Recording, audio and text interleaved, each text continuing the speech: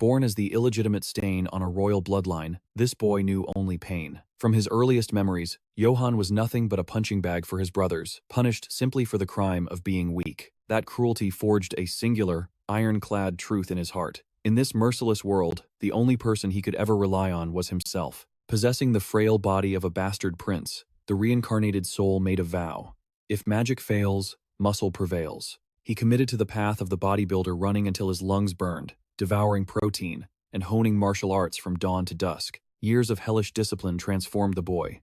He wasn't just fit, he had evolved into a sheer physical monster. His fist could shatter ancient trees and level forests with a single blow. With every drop of sweat, his crushing power surged, breaking past all human limits. But muscles alone don't change the rules of reality. This is a realm where the blood of the weak is spilled like water, solely to quench the thirst of the strong. Deep in the shadowed forest, a beast grazes, unaware of death looming in the brush. A hunter watches, silent as a ghost. The target is locked. He calms his racing heart, recalling every lesson. The bowstring screams with tension as he prepares to loose the fatal shot. Snap! Just as he releases, the weapon shatters in his grip. The startled prey vanishes instantly. His companion's voice booms in frustration. "Lord Johan," he demands an answer. "Why destroy a perfectly good weapon instead of taking the kill?" Johan shrugs, claiming the bow was too fragile. But the hunter retorts that he bought it just a week ago. "Why does a noble insist on playing hunter? You should be learning the sword, not tracking beasts," the man scoffs. The young noble offers only a stoic silence. Johan finally speaks the cold truth. Swordsmanship pays nothing until you're hired. He needs gold to survive in this rotting, unforgiving world. His name in this life is Johan Eitz, but before the accident, he was Kim Yan, a soul from another world, trapped in a new reality. Though reborn into nobility, he is the lowest of the low, the bottom of the hierarchy. His chance of inheriting a single copper coin is absolutely zero. Suddenly, a hand signals him to freeze. A wolf pack prowls ahead. The veteran hunter fires a warning shot near the beasts. The animals scatter in terror. Johan watches with cold eyes. This isn't a fantasy game, it's a brutal, realistic medieval era. Stumbling forward, they discover a gruesome pile of corpses. "Even death grants them no peace," Johan mutters. His companion shudders, wondering if these poor souls were from their own village. It's impossible to identify them now.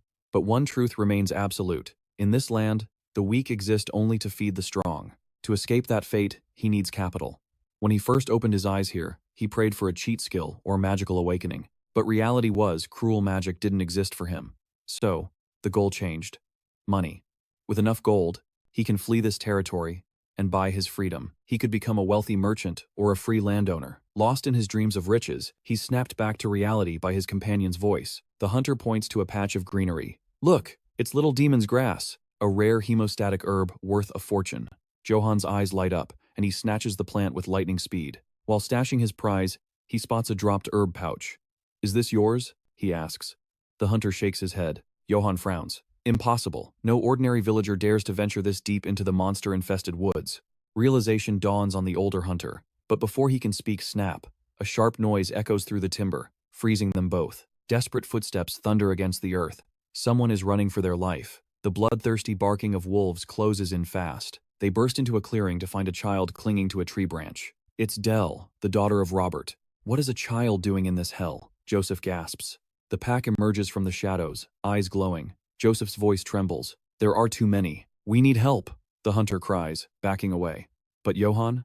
He simply steps forward, walking straight into the jaws of death. "I'll draw their attention," the young noble declares calmly. "You grab the girl." Joseph stares, stunned by the boy's apparent self-sacrifice. He can't believe a noble would risk his life for a commoner. But Johan isn't seeing danger. He's looking at a walking gold mine. "I should have learned skinning sooner," he thinks. 10 wolves, 10 pelts. If he sells them all, he's looking at a massive payout.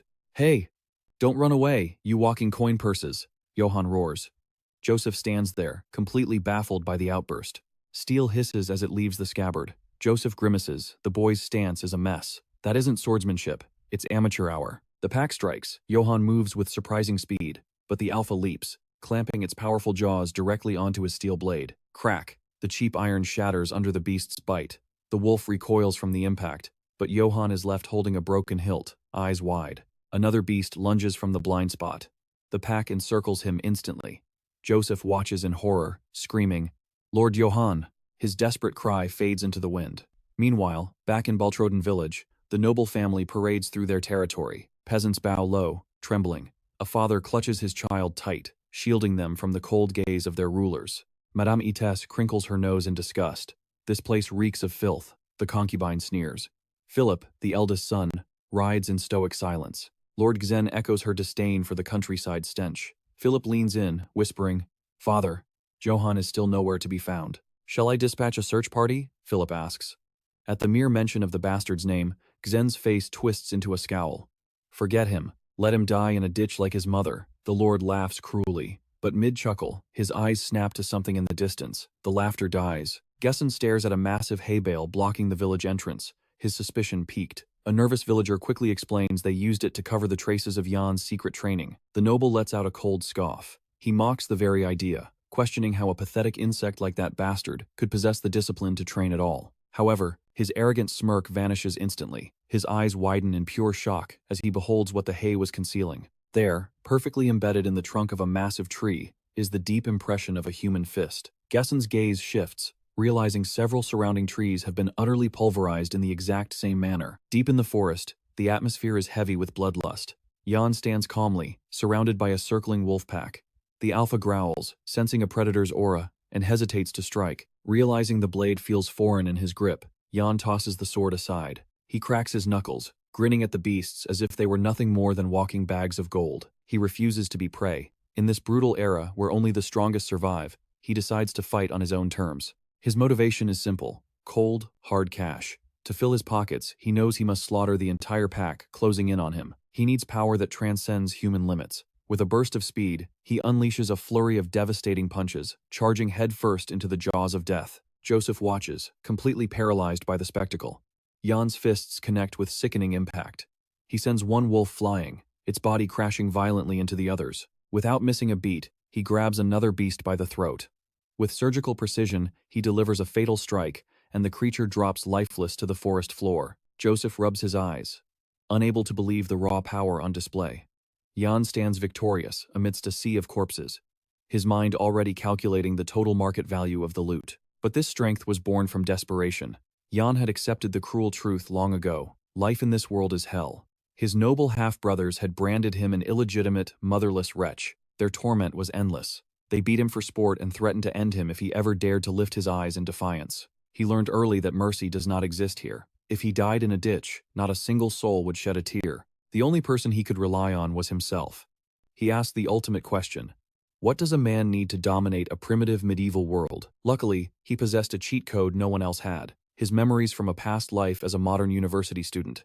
Jan's mind held scientific knowledge beyond the comprehension of this era. He weaponized it, applying modern kinesiology and high-intensity interval training to his new body. He didn't stop there. He revolutionized his diet, extracting perfect nutritional balance from food that these primitive locals considered trash. The young man forged a training regimen based on advanced science, combining it with lethal close-quarters combat techniques. Day after day, the compound effect of his training took hold. After years of hellish effort, the results were finally undeniable. Flashback to his training. He strikes the tree with full force. Finally, the wood groans and snaps, shattering under the sheer weight of his impact. With every session, his body evolved, overflowing with overwhelming power. He felt the rush of adrenaline coursing through his veins. Whether this strength is a blessing or a curse remains to be seen. Back in the present, the sounds of slaughter fade. Jan dusts off his hands casually. He surveys the field of defeated wolves, confirming that the last of the nuisances has been dealt with. Joseph rushes to check on Dell, and the terrified girl clings to him. The old hunter lets out a sigh of immense relief. He scolds Jan for his recklessness, asking if he has a death wish. Yet, he admits he is deeply moved by Jan's honor in shielding the servant girl from the beast. Jan, however, isn't listening to the praise. He is too busy wondering which wolf pelt will fetch the highest price at the market. He asks what Joseph was mumbling about. The hunter shakes his head, saying it's nothing. Jan turns to Dell, and the girl stammers a shy thank you. But suddenly, her face twists in horror. Behind them, a darkness, deeper than the night, begins to take shape. A massive shadow emerges. They spin around to face the new nightmare. The girl screams, covering her eyes. A creature of impossible size stares down at them with glowing eyes. The giant beast releases a bone-chilling growl directed at Jan. Joseph screams that it's a monster, begging, "Sir Jan, run for your life." The hunter claims a beast of this magnitude requires an entire army to subdue.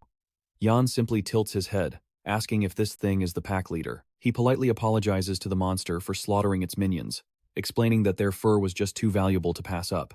The creature's growl deepens. Johan realizes the monster sees him as nothing more than food. It lunges, jaws unhinged to swallow him whole. Johan scoffs, unfazed by the threat. He picks up a simple rock, declaring that the boss's hide must be worth a fortune. He smashes the stone directly into the creature's skull. The monster recoils, stunned by the blow. Johan clicks his tongue in annoyance, worried that he might have scratched the pelt and lowered its resale value. Fury erupts in the creature's eyes. It unleashes a deafening howl that rips through the forest, shaking the very air around them. The party instinctively covers their ears in pain. Johan grimaces, hit by the sonic wave. He wonders what kind of dark magic this is. He feels his strength rapidly draining away. Before he can react, chaos erupts in the clearing, and Johan collapses, his senses completely scrambled. Moments later, he jolts up, trying to piece together what just happened. He scans the area frantically, looking for the boss monster. To his confusion, the massive beast has vanished into thin air. He spots Joseph and Dell lying unconscious on the ground nearby. Checking their pulses, he confirms they are alive. He hoists Joseph onto his back, urgency in his voice as he says they must leave before more nightmares appear. He begins the trek back, moving swiftly away from the danger zone. As he walks, he grinds his teeth, regretting that he couldn't harvest the wolf pelts he needed so badly. The night is silent, but ahead, the warm lights of the village finally come into view. He entertained a fleeting hope. Perhaps everyone was searching for Dell, and saving her would score precious points with her father. For a split second, he imagined the impossible. His father, beaming with pride, naming him the successor for vanquishing the wolf pack. He quickly shook off the delusion. He would settle for a simple post in the guard anything to stop worrying about his next meal. Suddenly, he froze. A torch tore through the gloom ahead. His heart sank. It was his father's inspection retinue, blocking the only path home. Johan stood confused until Philip's voice pierced the air, screaming his name. The demand was furious. Why had Johan missed the Lord's inspection? The realization hit him like a physical blow.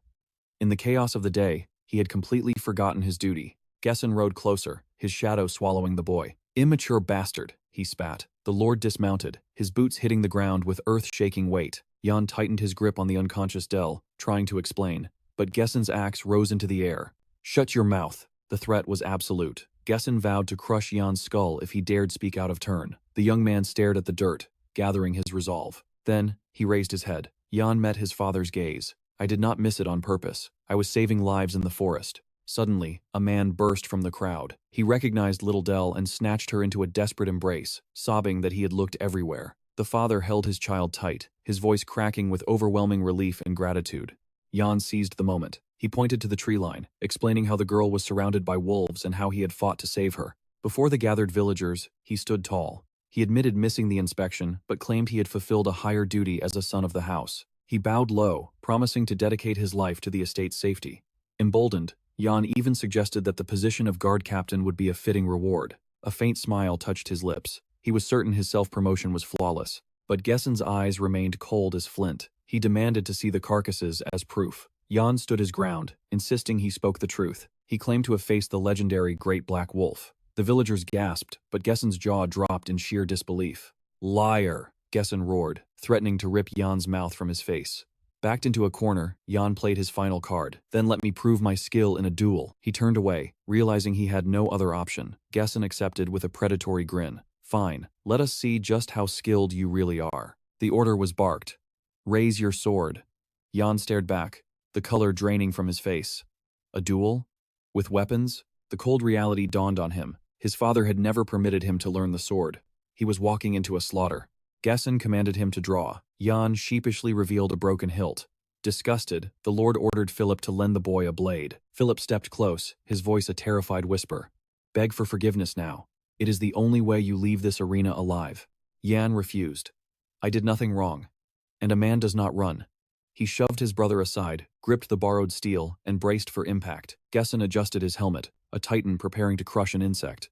Johan focused every ounce of his will. He had to prove his worth. He launched himself into the attack. Gessen's eyes went wide. Johan moved with explosive, overwhelming force. Steel clashed against the massive axe head. But physics was cruel. The sword shattered instantly, and a razor-sharp shard flew back, slicing into Johan's forehead. Gessen didn't even flinch. He glared at his son with pure contempt. Advancing with the axe, he spat a single word: "Parasite." Johan stumbled back, reeling from the blow. Philip screamed from the sidelines, declaring that Johan had insulted the Lord by fighting back. a villager whispered in horror. He truly intends to kill him. Gesson swung again, roaring that he never taught Jan swordplay because he was worthless. The Lord pressed the attack, each blow heavier than the last. You will never surpass me. This estate is mine, Gesson bellowed. Not even the Emperor can take it. Jan stared back, blood blinding his vision, dripping from his forehead into his eyes. Philip screamed Jan's name in panic. Gesson swung the axe handle, aiming directly for his son's face. The crowd watched in silence. Jan tried to block with the hilt, but the wood cracked under the monstrous force. It shattered into dust. There was nothing left. Jan looked at his father and signaled defeat. He fell to his knees, surrounded by the fragments of his failure. Gesson loomed over him.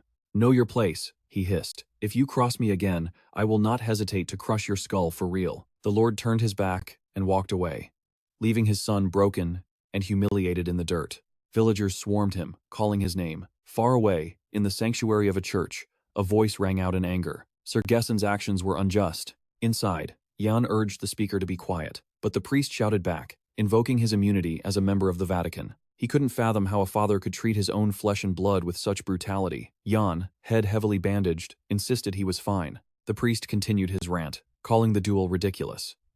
Jan looked away, leaning against a table, his pride stinging more than his wounds. I knew I lacked training, Jan muttered. But I never realized I was this powerless. The priest sighed, offering grim comfort. It makes sense. Sir Gesson is battle-hardened. He holds the family's secret techniques. He recounted the legend. Gesson once slaughtered 300 soldiers alone to secure a neighboring estate. Jan's eyes narrowed. It wasn't just strength, it was technique. Johan confesses a strange confidence. After facing that massive black wolf, he felt invincible, strong enough to even defeat his own father. The priest spins around, his face pale. He grips Johan's shoulders, his voice trembling as he demands to know if the black wolf was real. Johan nods, confirming the beast's existence. Joseph and Dell witnessed it too. Pure alarm washes over the priest's features. What is wrong with a simple wolf? Johan asks. The priest turns away, frantically pulling an ancient tome from the shelf and slamming it open. His finger traces the old text. Black wolves are a taboo existence, a harbinger of doom. Legend says they bring only death and endless bloodshed. Johan scoffs at the superstition. He argues the wolf might have just been a foreshadowing of his duel, not a curse upon the world. Sensing the boy's worry, the priest softens. They are just old tales, he lies gently. Perhaps the heavens are protecting Johan because of his good heart. He calls Johan a selfless soul who always puts others first. Johan manages a faint smile, though deep down, he questions if that's truly enough. The scene shifts to the suffocating darkness of night. Nearby, the Brits' barony sits silent and vulnerable, bordering Johan's lands. Suddenly, the silence is shattered by screams for mercy. A mother clutches her child, begging for their lives against the cold steel of invaders. Their pleas fall on deaf ears. A crimson trail stains the earth as a lifeless hand drops into the dirt, marking their final moments. Why do they even bother running? One soldier sneers. Another laughs, noting the cruelty of fate. They are all going to die anyway. A third mercenary briefly questions the order to slaughter everyone and burn the corpses, but quickly decides his conscience isn't worth the trouble. They are here for the gold, nothing more. Two silhouettes converge before a blazing gate. A subordinate kneels before Sir Karamov, reporting the job is done. He presents the signet ring of the Brits family. Karamov stares at the jewelry, coldly repeating the name of the fallen house. She sighs with disappointment. She had high expectations for Baron Brits, yet the man crumbled before surviving even 2 attacks. Karamov steps into the light, introducing herself as the Sword of the Holy Empire and the executor of Her Imperial Majesty's will. As the royal seal collector, her decree is absolute. She is here to purge the corrupt nobility, exactly as the Emperor desires. She proclaims that loyalty to the Emperor brings gold and glory.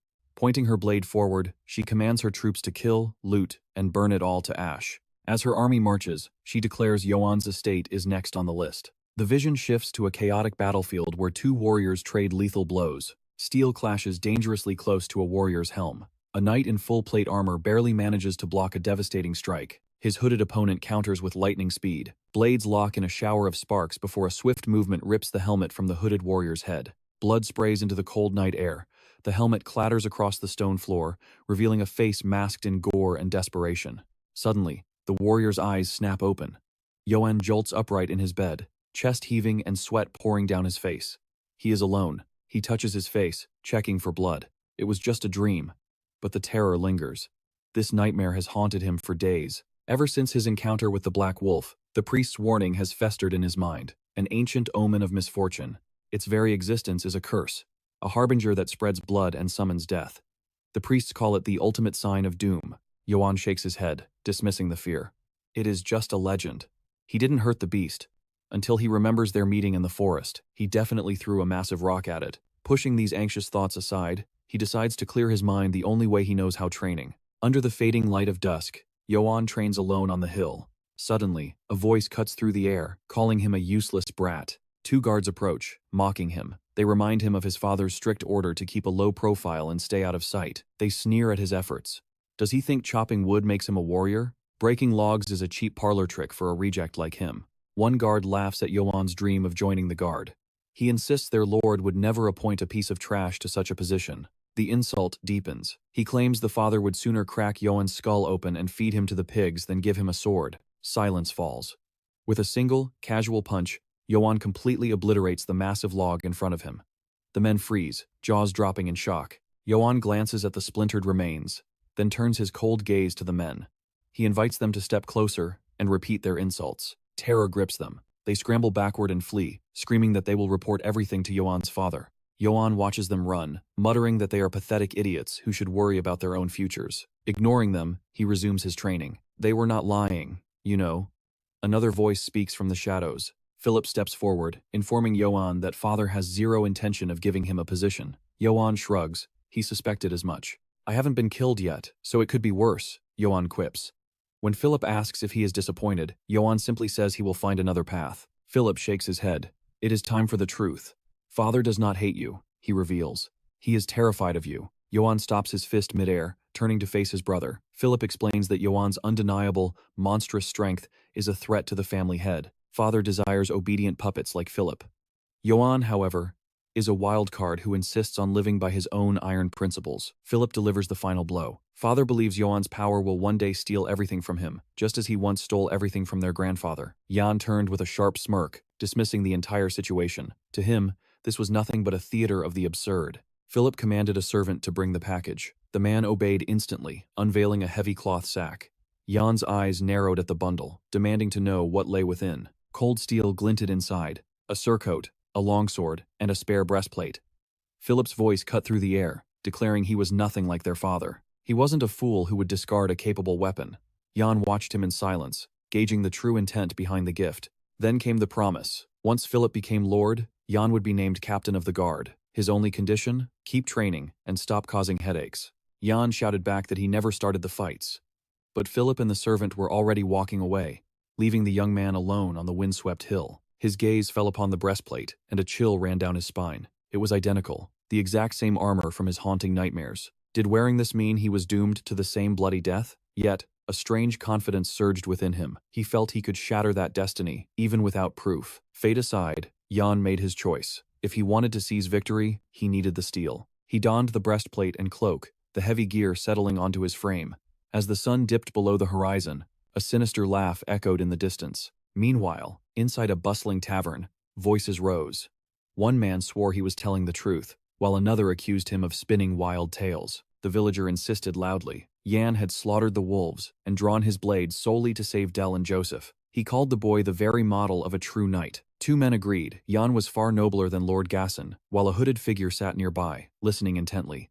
Another whispered that Jan should have just taken the Lord's head that day. Suddenly, Joseph burst into the bar, announcing that drinks were on him. The hooded stranger leaned forward, asking the reason for such generosity. Joseph raised his mug high, his voice booming. He proposed a toast to Sir Jan for saving the life of his beloved daughter, Del. One of the locals turned to the stranger, eyes narrowing. He asked who he was, noting he'd never seen that face around before. The hooded figure merely chuckled. He pointed out their bravery, bad-mouthing the Lord in front of a complete stranger. The villager froze, staring at him. The stranger noted that the locals here seemed to fear nothing.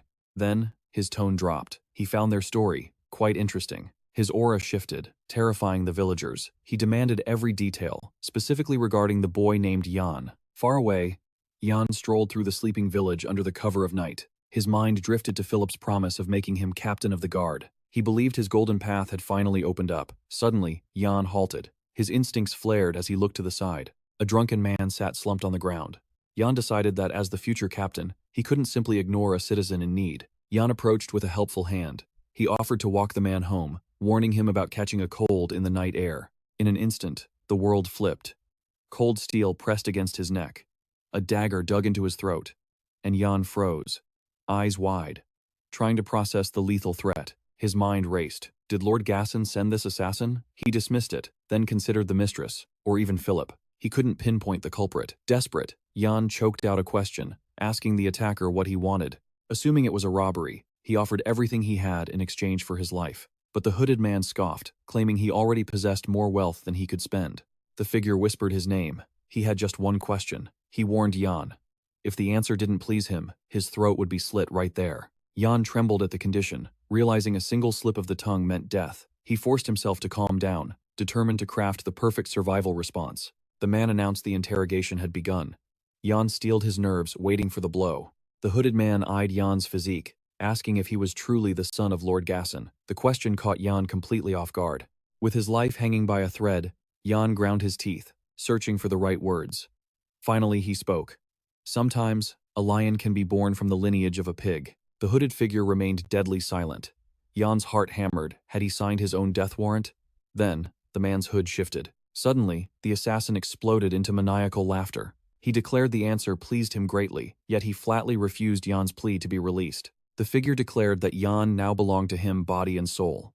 Johan stared, unable to comprehend the twisted claim. This man was Kagal, the Empire's greatest assassin and the legendary poison master of the Nassos Guild. He had perfected his swordsmanship through oceans of blood, earning the moniker Poison Serpent. But even a legend like Kagal had a problem. He couldn't find a successor to inherit his deadly arts. He had searched the ends of the earth, only to find disappointment. A few showed potential, but they were weak. One even refused to learn the assassin's way, preferring death over staining his so-called honor. Kagal granted that wish without hesitation. Over 30 heirs of noble families had died at his hands in this endless search. Growing impatient, he had visited the Empire's witch. A voice echoed from the shadows, greeting the poison serpent who brought peaceful death to all. The witch revealed a prophecy. The disciple he sought resided in the local castle, one of that very lord's sons. Kagal questioned if his successor could truly be in such a desolate backwater. The witch simply offered a refund if the prophecy failed. He accepted the deal, deciding to trust her vision. Kagal desperately wanted to believe, knowing he had wasted too many years and his time was running out. Yet doubt shadowed his steps as he infiltrated the estate. Gazing up at the castle, he made a dark vow. He would kill the boy instantly if he didn't live up to expectations. Back in the present, the truth is finally revealed. Kagal introduces himself as the absolute master of the Nassos Guild. And his chosen successor? None other than Johan himself. He offers the boy a brutal ultimatum. He can die by Kagal's blade right here and now, or he can inherit his deadly swordsmanship.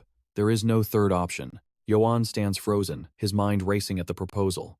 Then, he shouts with desperate determination, asking the only question that matters. How much gold do I need to pay you? Kagal's reply shakes him to the core. I don't want your money.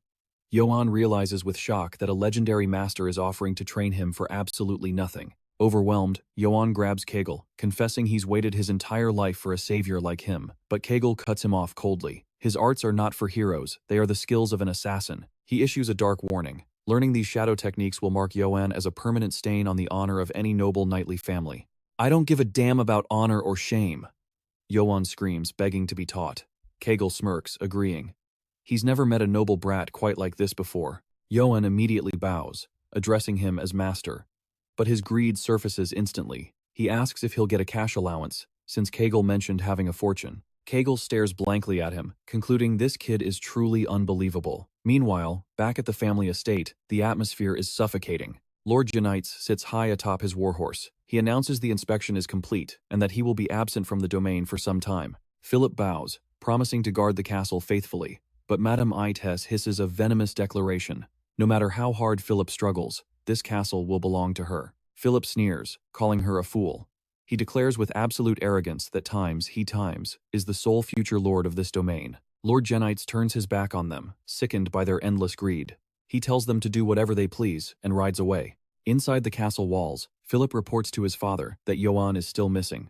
But Lord Janites is cold as ice. He orders Philip not to waste breath on that trash. Whether he lives or dies is none of our concern. Crushed by the rebuke, Philip quickly apologizes to his father. As Philip turns away, wondering where the hell Johan disappeared to, the real story unfolds in the forest. Kagal prepares to verify Johan's true potential. Johan asks to borrow a weapon, admitting sheepishly that he tends to shatter them. Kagal tosses him a blade without a word. Kegel observes the boy's stance. Reckless. Amateurish. He hates everything about it. Drawing his own steel, he wonders if he should just kill the kid right here. Are you ready to die? Kegel asks. Johan grips his hilt, shouting yes. Master and apprentice square off in the silent woods. Seeing Johan's pathetic form, Kegel decides the boy is better off dead. Johan interrupts, asking if he needs to use proper swordsmanship or if he can fight dirty. Do whatever you want, Kegel scoffs. Fists, rocks, or blades, he grants him permission to use any method to survive. Johan's grip tightens until his knuckles turn white. Suddenly, an overwhelming aura explodes from his body. The ground cracks as debris floats into the air. In that split second, Kegel understands everything. All his doubts about the boy vanish instantly. Kegel's eyes go wide with shock. This boy isn't human, he is a monster. Johan launches a punch so fast the air pressure alone threatens to blow Kegel away. Kegel realizes the danger immediately. If that fist connects, his muscles will liquefy, and his lungs will collapse. He isn't fighting a child, he is facing a rampant lion. The scene blurs into a high-speed clash, the master moving like a ghost to evade the strikes. Johan frantically tries to read the movements. Is the attack coming from the sky? Or from the earth? He can't track him. Bam! The master's blade smacks him squarely in the face. Johan hits the dirt hard, the world spinning around him from the impact. Kegel steps back, observing the boy. He struck with the flat of the blade, a blow that should have knocked him out, yet Johan is still conscious. Ridiculous, Kegel mutters. If this boy had been born a millennium ago, he wouldn't be a reject, he would be hailed as a legendary hero. Johan wipes the blood away, thanking him for the praise, but Kegel cuts him down. You have a fatal weakness. At this rate, you will die before you even begin. Lying in the dirt, Johan stares up, confused. What do you mean? You cannot control your own power, and it is tearing you apart, Kegel explains. Johan argues he isn't attacking himself, but Kegel readies his stance. Come at me again. Kegel dares him. If you can break my sword instead of shattering your own, I'll give you all the gold you want. Gold? That triggers him. Johan charges like a beast, screaming at him to keep that promise. He swings with apocalyptic force. Steel meets steel with a deafening boom. But it is Johan's blade that explodes into shrapnel. The recoil force sends him flying backward. Johan hits the ground, realization dawning on him. This feels exactly like the time he fought against his father. Do you see now? Kegel looms over him. You didn't lose to me. You lost to your own strength. If he doesn't tame this power, he is a dead man. Johan pulls a sharp shard of metal from his clothes. Did Kegel deflect it there on purpose? He nods slowly. I get it now. He must master this curse to survive. After all, he is destined to be the future captain of the guard. Once you learn containment, you reach a new realm, Kegel says. Suddenly, he lashes out, not with a blade, but with his wooden sheath. Asterisk. Slash. Asterisk. The blunt wood slices through Johan's metal armor like paper. Johan stares at the clean cut, his mind blown. A sheath did that? Did you see? Kegel asks calmly. With perfect control, it is possible to cut the world itself without even using a sword. Kegel smiles grimly. He can't even imagine the monster Johan will become once he harnesses that raw energy. Johan hangs on every word. Training begins now, Kegel declares, his aura darkening. It will be hell. You might actually die. He looks down at the boy. Are you ready? With a triumphant grin, Johan roars his agreement. The scene shifts, revealing a sprawling village living in the shadow of a distant, looming castle. Johan struts through the bustling village streets. But moments later, the swagger is gone, replaced by a face battered and bruised from a fresh beating. He grumbles to himself. He is finally learning to suppress his power, but when will he grasp true swordsmanship? Suddenly, a commotion breaks his train of thought. A squad of armored soldiers marches ahead. Johan squints his eyes. Are those elves approaching? Curiosity gets the better of him, and he asks for their identity. But the response is sharp. One orders him to leave the restricted area immediately. Johan bristles, pointing a finger. And who exactly are you to bark orders at me? The soldier sneers. You dare? He puffs out his chest. We are the wolves of Akitan, the Empire's elite mercenary corps. Mercenaries? Johan's eyes sparkle, the pain of his bruises forgotten. So, how much do you guys get paid? He asks shamelessly. 2 gold coins for a single mission. A fortune that makes a guard captain's salary look like pocket change. In our line of work, the elf smirks. Skill is the only currency. Johan nods enthusiastically. Makes sense to me. 2 gold coins? Johan has never even held one. The gears in his head turn. Maybe it is time for a drastic career change. But as he daydreams, the atmosphere shifts. A towering shadow falls over him. A warrior clad in full-plate armor stands silently behind him. An oppressive aura crashes down on Johan like a tidal wave. Instinct screams danger. Before he can think, his hand flies to his hilt, ready to draw. He freezes, cold sweat drenching his back. Why did he try to draw his blade? An elf levels a weapon at his throat. Insolent brat!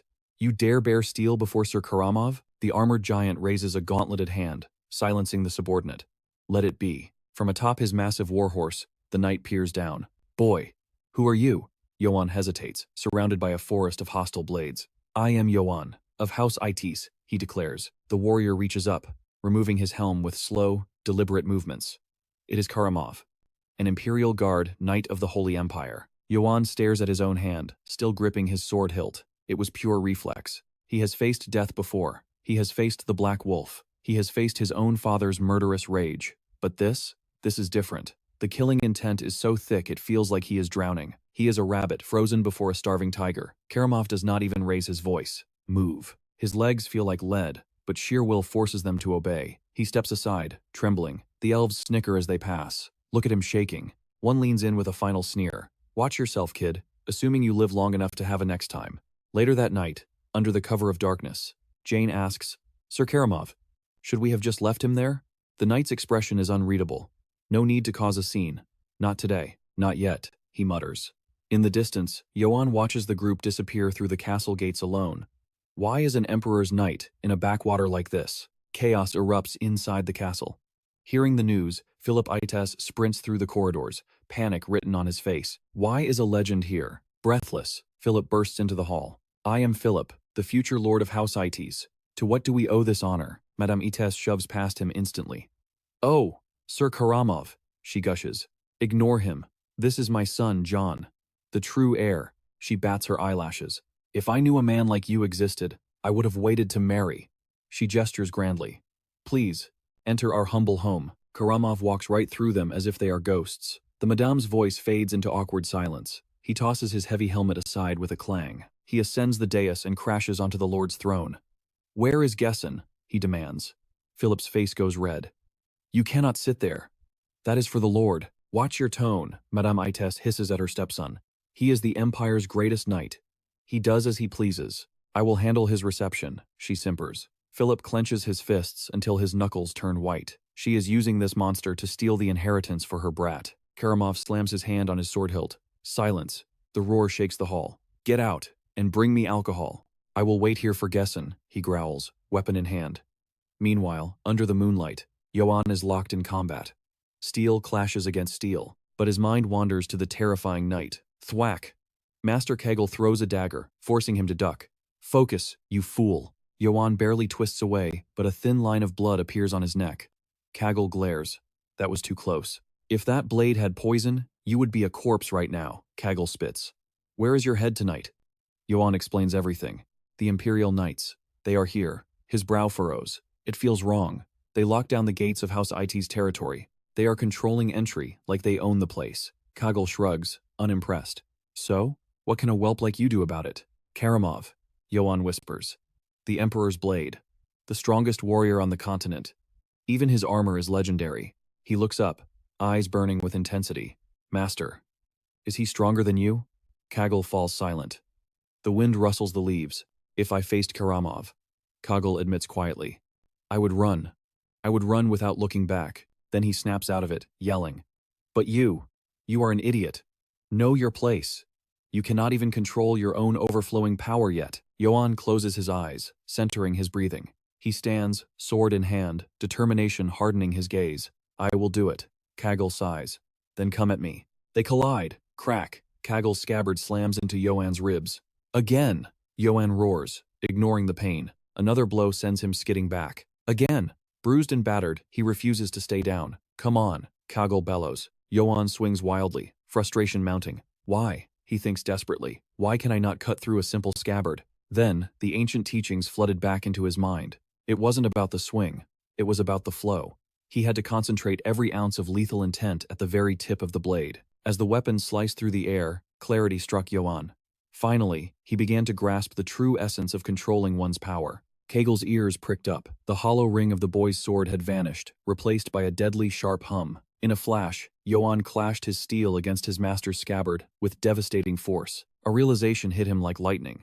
If he fused every lesson he had absorbed with precise execution, he could break through the wall standing before him. Kegel's instincts screamed of danger. The next strike wouldn't be child's play. The master launched a counterattack, his movements swift and surgically precise. But Johan was faster. His blade sang a song of destruction, cleanly slicing the tip off Kegel's scabbard. Triumph surged through the boy's veins. He had done the impossible. "I did it!"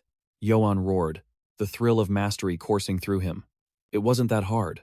Kegel stood silent, eyes narrowing, convinced it was mere beginner's luck. "Johan," the master's voice cut through the celebration. The boy snapped to attention. Kegel drew his real sword, the steel glinting cold.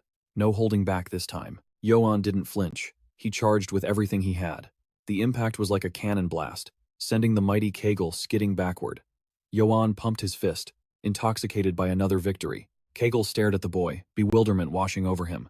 That move, it was the secret sword technique, the serpent's tongue. He had only taught the boy how to control force. Johan had absorbed a high-level secret art just by glancing at it once, on the very first day they met. It was terrifying.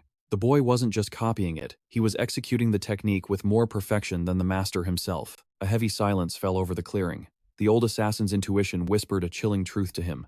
Unless a miracle occurred, the student had already eclipsed the teacher. Kegel, the feared master of the Empire's strongest assassin guild, Nasso's Poison, muttered under his breath. "What an absurd monster," he whispered, watching the youth celebrate his newfound power. That night, the fire crackled with an air of finality. Kegel announced his departure at dawn. Johan protested, but the master shook his head. "You have already learned everything." Kegel swallowed his pride and admitted the truth. In less than a week, Johan had not just learned, he had become stronger than the master himself. A satisfied smile touched Kegel's lips. His swordsmanship would not die out. "You've worked hard, Johan. From now on, live as you wish." As they sat by the campfire's dying light, Johan pressed for the real reason. "Why leave so suddenly?" Kegel gazed into the flames. "It is simply my way." Johan's expression darkened. He asked about the Black Wolf Omen. Kegel nodded grimly. It was a sinister sign. Johan confessed. "I saw the Black Wolf recently. I dreamed my head was severed from my body." Johan whispered, fear in his eyes. I thought you were the Omen, Master." "If I were the Omen, you would already be dead," Kegel replied coldly. "Misfortune has no fixed form." He stood up, dusting off his robes. "One final piece of advice before I go. Find a weapon worthy of your strength," Kegel instructed. "You need Dana steel. Ordinary metal will shatter under your true power. Dana steel, a legendary metal imbued with ancient magic. The secret of its creation had vanished into the mists of history. It could only be scavenged from the depths of ancient ruins, making any weapon forged from it priceless." Johan frowned. "Why recommend something I can never afford? I'm telling you, so you know what to fear." Kegel's voice dropped to a grave warning. "If you ever see an enemy wielding a Dana steel weapon, run. Don't look back. If you don't know your limits, you won't live long enough to regret it." Johan nodded solemnly, etching the warning into his soul. The master turned his back to the fire. "Are you really going?" Johan asked, his voice small. "Never fight a battle you cannot win," Kegel called out without turning around. "And if you must fight, use every dirty trick to kill. Honor is for the dead. Follow that rule, and you might survive," Kegel said, his silhouette fading into the shadows. "Don't die, kid." Johan watched his master vanish into the dark forest. The words echoed in the night air. "Flee or kill. Above all, survive. I promise," Johan whispered to the empty woods. Meanwhile, deep within the castle, the atmosphere was far less sentimental. Madame Etes poured a drink. "Does the alcohol please you? It tastes like swill." Karamov spat, his eyes cold. "Get this filth out of my sight." Without missing a beat, Madame Etes smashed the expensive bottle with her fan. "A pity," she noted, her voice trembling slightly. "That was a rare vintage. But the only better drink resides in Lord Gasson's private collection." She forced a smile, trying to appease the monster before her. "Why not move to a more comfortable suite? Lord Gasson's room is fit for a king. You won't be disappointed," she purred, stepping closer. "Perhaps we could find some entertainment together?" Karamov's face remained stone. "Disappear," he commanded. Madame Etes panicked. "Please, Lord Gasson will be late. We don't have much time." A dark shift transformed Karamov's expression. "I was getting bored," he muttered, a cruel grin spreading across his face. "Yes, let's have some fun." A blood-curdling scream tore through the castle. Karamov lifted the madam by her throat, his grip like iron. "Let me show you my favorite entertainment," he whispered. "It's called a massacre." Young Philip peeked through a crack in the door, his eyes wide with paralyzing terror at the slaughter unfolding within. Miles away, Johan crested a hill and froze. The horizon was glowing orange. The village, the castle, the Fanta, Everything was engulfed in flames. "Why?" he gasped. "Why is everything burning?" Lord Gasson galloped furiously with his men, panic rising in his chest. "Why is there smoke rising from my estate?" a guard shouted. "The fire is spreading fast, my lord." Gasson kicked his horse into a frenzy, racing toward the gates. He skidded to a halt at the entrance of his home. The guards stationed there sneered at him. "Took you long enough." Sir Karamov isn't known for his patience. Gasson ignored them, his eyes locked on the horror ahead. The courtyard was a graveyard. The bodies of his loyal men and servants lay butchered like cattle, their lifeless eyes staring blankly at the ash-filled sky. He lifts his gaze, locking eyes with the imposing figure ahead. A warrior clad in heavy armor steps out from the shadows. Sir Karamov breaks the silence, his voice dripping with icy arrogance as he notes the arrival is late. Duke Gesson's eyes narrow, sensing the treachery in the air. His hand instantly snaps to the handle of his battle axe, ready to unleash hell. Steel rings out as Gesson draws his weapon, demanding to know the meaning of this insolence. But Karamov sneers, accusing the Duke of high treason and a plot to assassinate the Emperor himself. The decree is absolute. The House of Ites is to be eradicated from the face of the earth. Gesson roars in fury, realizing this isn't justice, it is a political purge. They have framed him with lies solely to justify his execution. Gesson charges forward, his aura flaring, vowing that he will not let Karamov slaughter his family without a fight. Sir Karamov doesn't even flinch. He simply commands the trumpet to sound, issuing a cold order to recover the family seal and slaughter every living soul in the territory. The soldier raises the brass instrument, and a haunting note pierces the air. It is the final death knell, the signal to wipe this land from the map forever. A roar erupts as the Imperial army advances, like a tidal wave. Amidst the inferno of the burning village, a soldier stalks toward a helpless, injured villager. The villager, kneeling in the dirt, spits at the soldier and calls him a cruel bastard. The soldier just sneers, asking if it is really so hard to give up the location of the pig's son. Deciding the man is useless, the soldier prepares to send him to his god. But just as the blade falls, a flash of steel intercepts the blow. In a blur of motion, the young heir cuts the soldier down.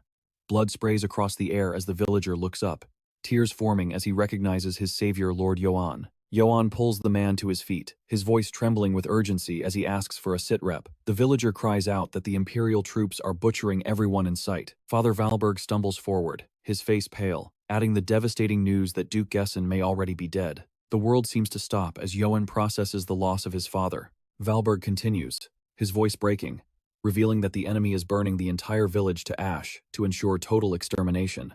The young lord realizes he must storm the castle immediately, but suddenly, a familiar, terrified whimper reaches his ears. He spins around, ignoring Valberg's pleas, and moves toward the sound. Heart-pounding, Johan finds little Dell trembling on the ground. He asks if it is really her, whispering that she is safe now as he pulls the child into a protective embrace. A sudden chill runs down his spine, pure killing intent. Dell points a shaking finger behind him, stuttering through tears that her father was hit. Johan turns, his breath catching in his throat. The man who once protected them, who smiled so warmly at his daughter, now lies broken and lifeless in the dirt. As Johan looks around, the nightmare deepens.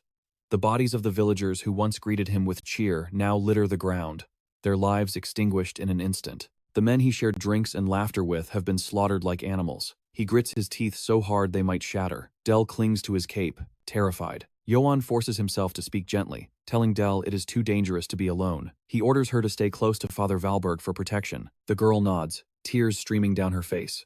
Johan turns and walks straight toward the wall of flames. Valberg screams, holding Dell back, begging the young lord to flee and save himself. But Johan freezes in his tracks as a name echoes in his mind. He looks up, his eyes locking onto an imperial standard, with a severed head impaled on the spike. It is the head of his father, Duke Gesson. Below it, a wooden sign brutally proclaims that the Duke was executed for treason against the Emperor. The warning is clear. Anyone who attempts to retrieve the body will suffer the same grisly fate. It is signed by the butcher himself, Karamov. A nearby soldier spots him, a twisted grin spreading across his face. He mocks Johan, asking if the bastard's son has finally stopped running. The soldier laughs, asking if he came back just to die. Johan doesn't speak. In a flash of lightning speed, he draws his sword. With a single stroke, he severs the standard pole. The symbol of the Empire falls into the mud and is trampled. The soldier screams for his comrades to kill the insolent whelp immediately. Johan stares at them, his eyes void of mercy. Then, he moves. He dances through their ranks, a whirlwind of death, cutting them down until the last soldier collapses. Johan stands alone amidst the ruins of his home. He questions his own sanity, wondering why he is walking back toward the castle instead of running for his life. Father Valberg's warning echoes in his head. Logic dictates he should flee, that survival is the only victory left. Returning to face Karamov is a suicide mission, a death without meaning. But then, a weak voice calls out his name from the piles of the dead. He discovers Philip Ace, barely alive among the fallen knights. Philip's eyes widen in shock, asking why the young lord has returned to this hell. Coughing up blood, Philip warns him to leave before he is killed. With shaking hands, he removes his helm, confessing he wanted to gift it to Johan on the day he became lord. Johan accepts the helm, the cold metal heavy with the weight of legacy. Rage boils in his veins, hot and uncontrollable. A memory surfaces his master, teaching him the difference in power levels, advising him that a wise warrior knows when to run from a hopeless fight. Even knowing his opponent is an elite imperial knight, Johan makes his choice. He recalls the other part of his master's lesson. If you must fight, then you must kill. Johan dons the helm, his voice grim. The time is now. The young avenger steps through the castle gates. He confronts a squad of imperial soldiers. Panic flickers in their eyes as they wonder how he breached the perimeter and where the outer guards have gone. Johan clenches his fist, the aura around him exploding. He roars for Karamov, demanding the bastard come out and face his judgment. Every step echoes like a war drum on the stone floor. He stands still in full armor, a demon of vengeance, blood dripping rhythmically from his blade. Sir Karamov finally emerges, an amused smirk on his face. He notes that the fugitive son has survived, recognizing him as the boy from the gate. Johan cuts him off, stating he has no patience for introductions. He tells Karamov to simply think of him as a man consumed by pure, unadulterated rage. Karamov shakes his head, mocking the boy. He tells Johan he should have kept running, guessing that the fool places no value on his own life. The villain accepts the challenge, drawing his own blade. With a cruel smile, Karamov invites Johan to attack, if he is so eager to meet his end. Johan sneers. Words are useless now. Killing this man was his plan from the very start. He steps forward, aura flaring. Steel screams against steel amidst the roaring inferno. Johan attempts a vicious side strike, but Karamov stands like an iron mountain, blocking the attack with raw power. Sparks fly as the blades grind against one another. With a deafening roar, Karamov delivers a devastating blow that knocks the weapon from Johan's grip. The sword spins away into the darkness. Johan leaps back to dodge, landing lightly. Karamov grins. Now this is entertainment. Johan's blade shatters, shards floating in the superheated air like jagged stars. He eyes the remnants of his weapon with cold calculation. The commander lunges. Karamov advances, his massive blade descending in a wide, lethal arc intended to cleave the boy in two. A stone pillar is sliced clean in half. Karamov laughs, noting this boy is leagues above that weakling Brits ever was. Suddenly, Karamov spots a fleeing soldier. Asterisk. Snap. Asterisk. He rips the man's head off and tosses it aside like garbage. Truly entertaining. Entertain me more, bastard of I. Johan recovers instantly, blocking the next strike with his broken blade. Asterisk. Crack. Asterisk. The impact fractures Karamov's armor. Johan seizes the opening. His jagged blade slices Karamov's arm, forcing the giant to stagger back a few steps. Distance opens between them. Karamov stares at his wound in disbelief. How did a mere brat cut through his Danis steel armor? The commander examines the damage on his gauntlet. Opposite him, Johan's grip tightens on his hilt, his knuckles turning white. Impossible. A human damaging Danis steel? He questions the boy's identity, but Johan is already lifting his sword for the next assault. Asterisk. Boom. Asterisk. Another heavy collision. Karamov reels from the surprising strength, but Johan presses the advantage with a savage downward strike. Karamov catches the blow with his blade, gritting his teeth. He pushes back, unleashing a wave of raw power to crush the boy. A brute, Karamov thinks. All strength, no technique. He sneers, judging the boy an amateur and readying a counterattack. He deflects Johan's strike effortlessly to the side. A thrust follows lightning fast. Johan barely dodges, realizing he can't block this simple attack. Karamov realizes the truth. The boy fights on pure animal instinct. Did Guyan teach him nothing of the way of the sword? Yet, that makes him a dangerous anomaly. Karamov decides to stop playing and end this fight right now. He baits a wide swing. Karamov parries, expecting a deflection, but Johan's blade doesn't bounce off it, digs deep against his own. With a primal roar, Johan puts both hands behind his blade, driving it forward. Karamov barely manages to deflect the overwhelming force. Come on, your head is mine, Johan challenges.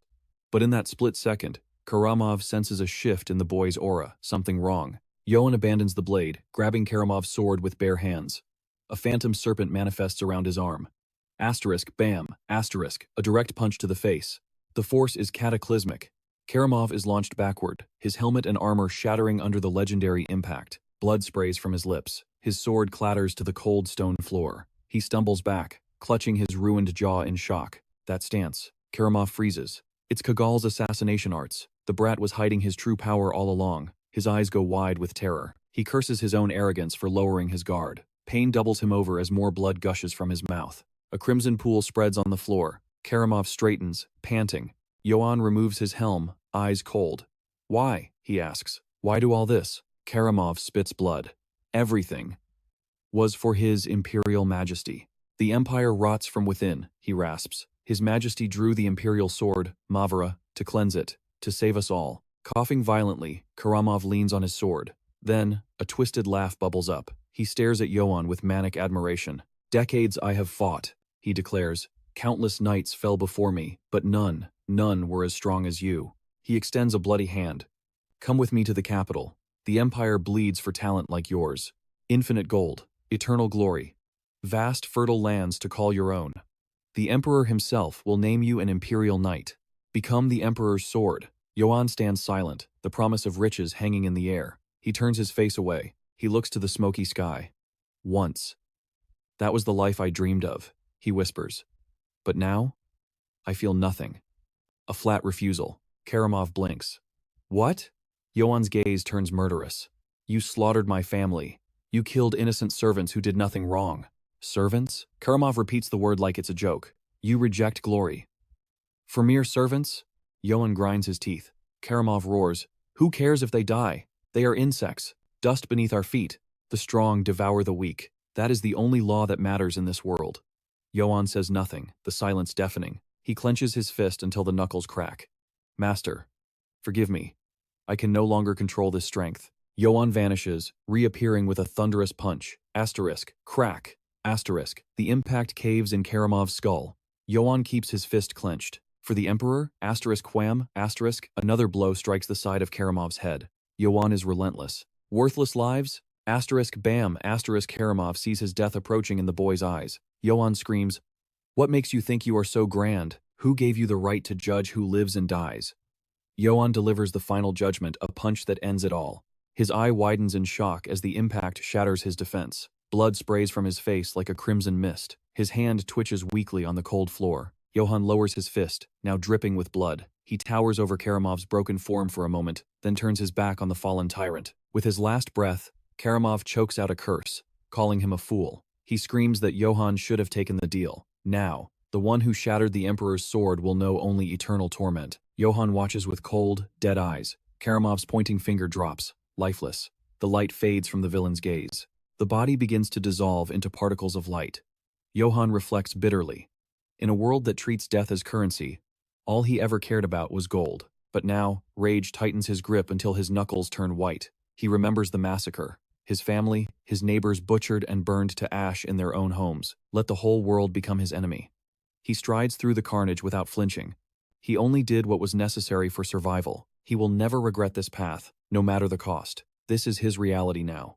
Under the groaning night sky, the massive fortress gates creak open. A guard clears the path. Commander Jane and her elite unit of elves march into the courtyard with deadly purpose. She corners a wounded soldier, demanding the truth one last time. The soldier trembles, swearing on his life that he speaks no lies. He recounts a nightmare. The intruder breached their defenses, crushed every soldier, and tore Sir Karamov's head off with nothing but his bare hands. The soldier whispers that it was the last time anyone saw the night before the end. Jane scans the blood-stained ground. She demands to know where the corpse is. How can she report a death without a body to prove it? The soldier stammers, unable to explain the impossible. He doesn't understand it either, but he saw the death with his own eyes. Another elf approaches, reporting that the pursuit squad is prepped. Jane acknowledges the order and stalks across the courtyard like a predator. She stands before her legion, eyes burning with icy resolve. The order is simple. Hunt him down. Execute the traitor, Johan. Johan sprints through the darkening forest. Jane's voice echoes in the narrative, branding him a traitor to his bloodline and the murderer of Sir Karamov. The young warrior pushes through the dense woods, the heavy body of Philip draped over his aching shoulders. Jane screams for her men to bring him back, dead or alive. Shadows lengthen as soldiers surround him in the gloom. An elf lunges but falls to Johan's blade. As he carves a bloody path, the commander warns the troops. This man can tear through Dana's steel like paper. Do not engage him alone. Treat this like a dragon raid. She orders every road sealed. They will pursue him relentlessly until his spirit breaks. A ripple of shock moves through the ranks at the news of Karamov's death. But Jane remains an unshakable statue of command. She vows to present the bastard's head to Her Majesty. Suddenly, a memory flashes in Johan's mind, a wounded Philip clutching his arm. The dying man's voice is clear. Go to the stable, take the warhorse and run. Survive at all costs. Lunging for breath, Johan reaches the stable. He thought it was the end, his lungs burning with exertion. Hiding Karamov's death bought him less time than he hoped. The pursuit group moved faster than shadows. He makes a grim choice. He will keep carrying Philip, using the corpse's heavy armor as a shield against the coming storm. Gritting his teeth, he forces his body to move.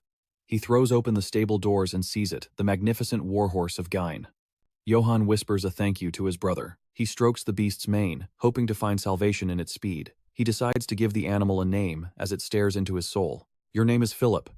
Outside, an elf shouts, spotting the gleam of Dana's steel. The net is closing. He is here, a guard cries out. Suddenly, thunder shakes the ground. Johan bursts from the tree line on horseback, shocking the cordon of soldiers. He grips Philip's body tight against his chest, charging headlong into the fray. It's Johan, a soldier screams. He's escaping. The horse tears into the suffocating darkness of the forest. The commander roars to bring him down. Crossbow bolts whistle through the air, slamming into the armor of the dead man. The corpse serves its final purpose as a shield. Johan vanishes into the moonlit void, leaving his pursuers in the dust. Deep in the black forest, he finally halts. Philip was a twisted man, but leaving him to rot unburied feels like a crime against nature. Johan gazes at the corpse. The armor catches the moonlight. It looks incredibly valuable. He unbuckles the sword from the dead man. The blade is impossibly light yet solid pure Dana steel. He draws the blade. Ancient imperial runes glow faintly on the steel. I am the one who reclaims the crests. Crest Reclaimer. He murmurs the name. Does it mean the power to take back stolen family honors? The title feels ominous.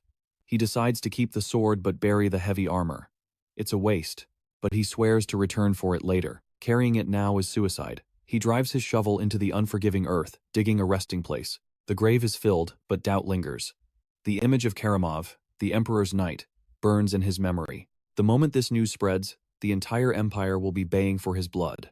The knights will stop at nothing to avenge their fallen brother. Her threat echoes in his mind. You will only know suffering. Johan scoffs. His life was a living hell long before he ever drew his sword. With the house of Edis reduced to ash and his pockets empty, Jan is left with nothing but questions. He collapses, needing rest, but peace is a luxury he cannot afford. A low growl rumbles from the shadows, freezing his blood. He turns to see a massive black wolf emerging from the dark. Jan forces himself to face the beast. The young man stands on trembling legs, a cruel joke of fate playing out before him. To face such a monster when he is completely drained of strength, he knows he has zero chance of survival. His grip on the sword is weak. His only lifeline is to reach his horse and flee. But suddenly, a shout rings out. Nearby, they have found his mount. Soldiers seize his warhorse, shouting that the fugitive must be close. Jan freezes. The wolves of Akaton have finally hunted him down. An elf extends a finger, pointing straight toward Jan's hiding spot. I heard a noise over there, he commands. The pursuit squad raises their crossbows, aiming into the blackness. Jan is trapped in a nightmare, a monster before him, and an execution squad behind him. With death closing in on all sides, he wonders if this is truly the end. Suddenly, a shadow blurs. The wolf leaps right over Jan, crashing into the elven line. Chaos erupts. The black wolf tears through the elves in a frenzy of blood and steel. A soldier screams for mercy as the beast mauls him. Jan watches in shock. Why did the monster spare him? The realization hits him like lightning. The beast is clearing a path. This is his only window. If he hesitates now, he dies. Adrenaline floods his veins. Gritting his teeth against the pain, Jan explodes into motion. He sprints to his horse and vaults into the saddle. He snaps the reins, and the beast bolts. They take off at breakneck speed, galloping away from the slaughter. As the wind whips past, memories of his childhood flash before his eyes. The priest teaching him to write. The quiet moments with his brother. Jan rides harder, desperate to outrun the grief of his lost youth and wasted training. Images of slaughtered villagers burn in his mind as he flees his homeland. He clutches the helm, his brother's final gift before death took him, and refuses to look back. He leaves the smoking ruins of Idis village behind him. On the ground, the lifeless body of an elven soldier marks his escape. Amidst the carnage, the black wolf stands silent, guarding the bodies it piled up. The creature watches Jan fade into the horizon. a silent guardian in the night. But the danger is far from over. Soldiers patrol the dirt roads, and ominous columns of smoke rise in the distance. Hidden in the brush, Jan's heart sinks. His escape route is sealed tight by a heavy checkpoint. He collapses against his horse, utterly spent. He hasn't eaten or slept in 72 hours. His body is running on fumes. For 3 straight days, the armies of Akheton have hunted him like a dog. Jan has lost count of the ambushes he has survived, but his luck is running dry. He has reached his breaking point. He barely possesses the strength to lift his own blade. Ahead, more guards block the only exit. There is nowhere left to run. Crouched in the shadows, he watches the patrols, searching for a miracle. Suddenly, salvation appears. A merchant caravan, flanked by armed escorts, rolls down the road. A spark of brilliance lights up Jan's eyes. He will disguise himself as a mercenary. If he can blend in with the caravan, he might just slip through the net alive. Within the caravan, a voice calls out to the leader. Sir Eldon, of the Katana Trading Company. Eldon turns. What is it? Beside him, a mercenary points nervously down the road. A heavily armed rider blocks their path. Khan, the mercenary captain, tenses up. Prepare for combat. But Gamson, the rookie, scoffs. Why are you panicked over a single night? Use your eyes, fool. Goran snaps at him. Look at him. That's full-plate armor, and he sits atop a true warhorse. He wears a steel helm and a reinforced breastplate, Khan growls, grabbing Gamson's head and forcing him to look. And look at the blade at his waist. That hilt. It's forged from Dana steel. That weapon alone could slice through your armor like butter. The young mercenary swallows hard but tries to save face. But there are 9 of us. We can't lose. One of the veterans shoves him aside. Get back. I can't think with your stupidity buzzing in my ear. Another mercenary smacks Gamson on the head. Shut your mouth if you know nothing. Eldon steps in, commanding authority. Khan, Goran, ready the men. If he twitches, swarm him. I will assess the situation first, Eldon declares. Attack only on my signal. The mercenaries nod, hands hovering over their weapons. Eldon steps down from the wagon, walking toward the silent night. As the merchant walks away, Khan whispers a ruthless order to his men. The moment the fight starts, knock him off that horse. The merchant calls out, I am Eldon, of the Katana Company. State your name, stranger, so we may avoid bloodshed. Beneath his helm, Jan blinks in surprise. The merchant is a beast man, a cat man. He glances at the mercenaries, seeing them coiled to strike. Jan senses the heavy distrust. He needs to lower the temperature immediately. I am Jan, he announces. Bandits attacked me. That is why I look this way. He raises his hands slowly. Please, tell your men to stand down. I mean no harm. The merchant relaxes slightly. My apologies. In my line of business, one must always prepare for the worst. I understand completely, Jan replies smoothly. However, the bandits took my coin. May I travel with your group? I can offer my sword to protect the caravan, Jan proposes, in exchange for nothing but a little food and a place to sleep. Eldon calculates the value of a plate-armored knight for the price of bread. Deal. He agrees. We are bound for Marcel. Go introduce yourself to the squad. Jan exhales in relief and thanks him. He has no idea where Marcel is, but anywhere is better than here. As he walks away, Eldon whispers cold instructions to his men. That man, Johan, he is merely a wandering drifter. His eyes narrow dangerously. But watch him. If he makes a single suspicious move, do not hesitate. Kill him where he stands. The mercenaries nod in unison, accepting the ruthless command without question. For Johan, the immediate danger isn't the mercenaries, but the road ahead. He needs to bypass the checkpoint. The caravan wheels crunch against the dirt as the journey resumes. Suddenly, a lookout at the checkpoint signals his squad. Movement ahead. The wolves of Akheton step onto the road, halting the caravan for a mandatory inspection. Johan feels the tension rise. He has finally reached the obstacle he feared most. He keeps his head down, praying to pass unnoticed. Eldon steps forward with practiced arrogance. He introduces himself, his voice booming. I demand to speak directly with whoever is in charge here. The guard blinks, recognizing the insignia. The Ketna Trading Company, with headquarters in Marseille, his posture softens. Greetings, merchant. We are simply following orders to hunt down a fugitive trader. The realization hits Johan like a punch to the gut. This checkpoint wasn't random. It was a trap set specifically for him. A soldier looms over the young knight. You there. Remove your helm. Show us your face. Johan thinks fast. I cannot. I suffer from a severe skin condition that reacts to sunlight. The guards erupt in mocking laughter. A skin condition? Take it off anyway. The squad leader steps closer, his gaze piercing. Or is the knight hiding something else? Silence stretches between them, tight as a bowstring. The 2 men lock eyes in a moment of suffocating tension. Johan prepares for the slaughter. His hand drifts slowly to the hilt of his sword. But just as steel is about to sing, a voice shatters the moment. How dare you? Eldon's roars, stepping between them. You dare treat my company like common criminals? Bring me your commander this instant. He leans in, his voice dripping with venom. Interfere with my business one more second, and I will file a direct complaint with your captain. Eldon's delivers the final blow, and I will file it personally at the Marcel branch. The guard pales. The threat works. My apologies. Clear the path. Let them through. The other soldiers lower their weapons, grumbling in frustration at their superior's cowardice. The squad leader sneers at Johan one last time. You got lucky today, knight. The caravan lurches forward, finally leaving the danger in the dust. Johan casts a glance over his shoulder.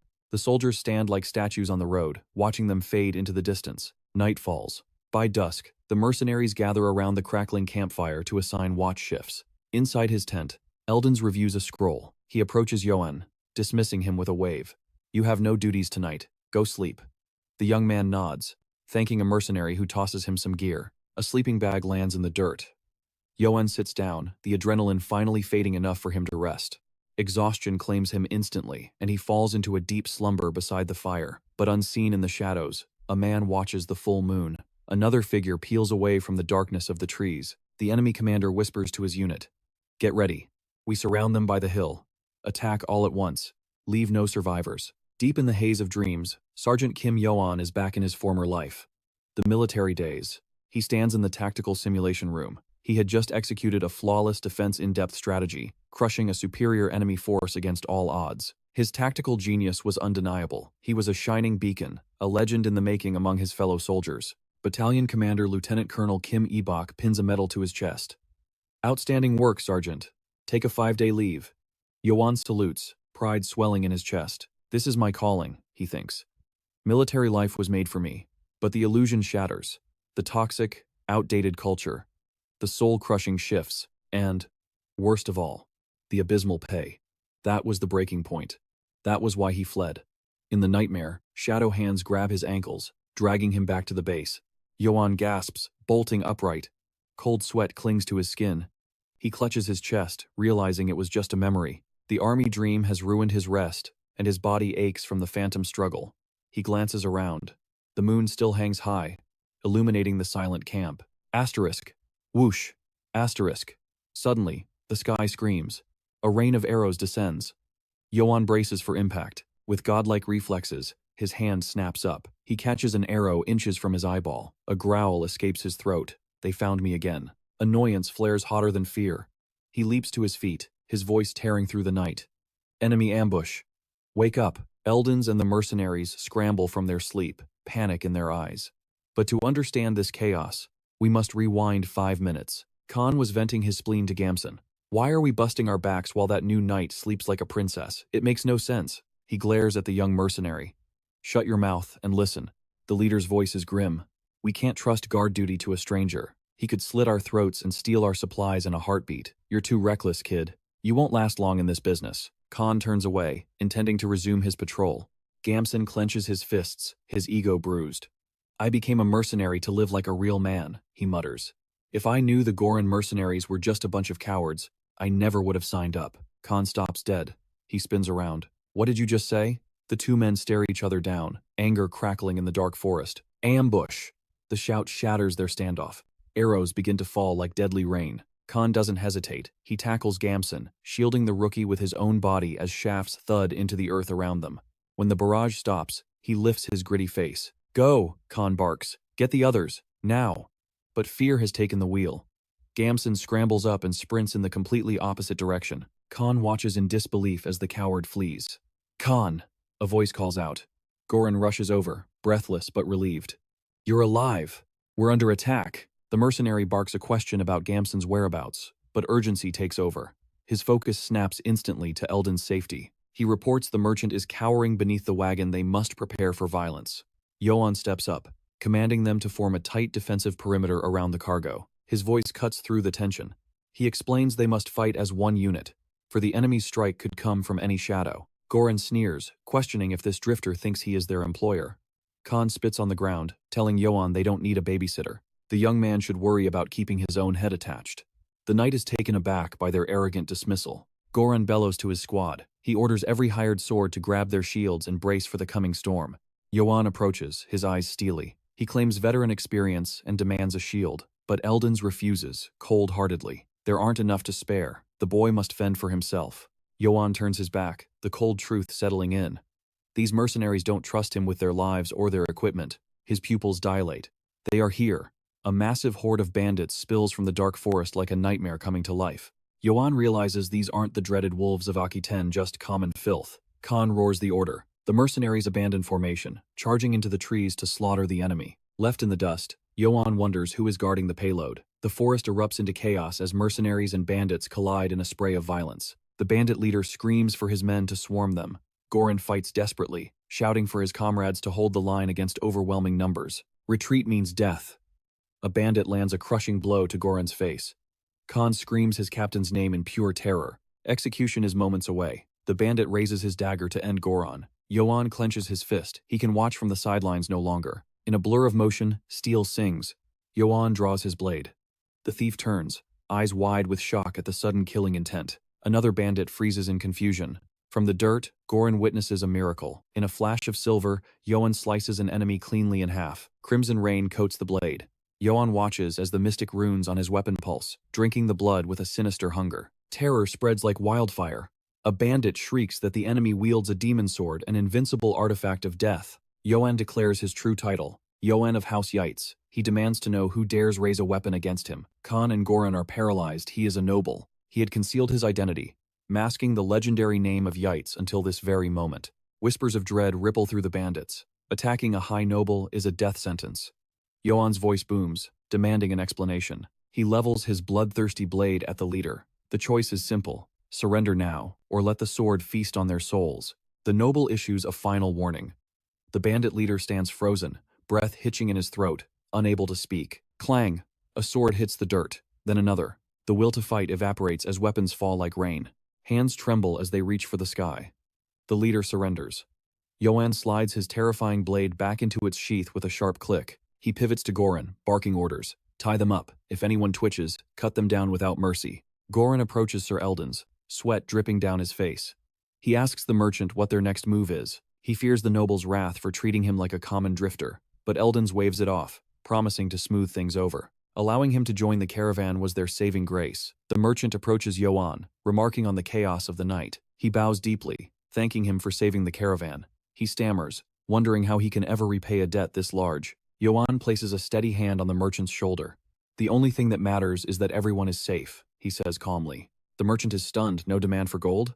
The young noble turns to leave but pauses. Next time, he smirks. Give me a shield. Eldons laughs in relief, agreeing instantly. You shall be the first to receive one. Johan's expression hardens.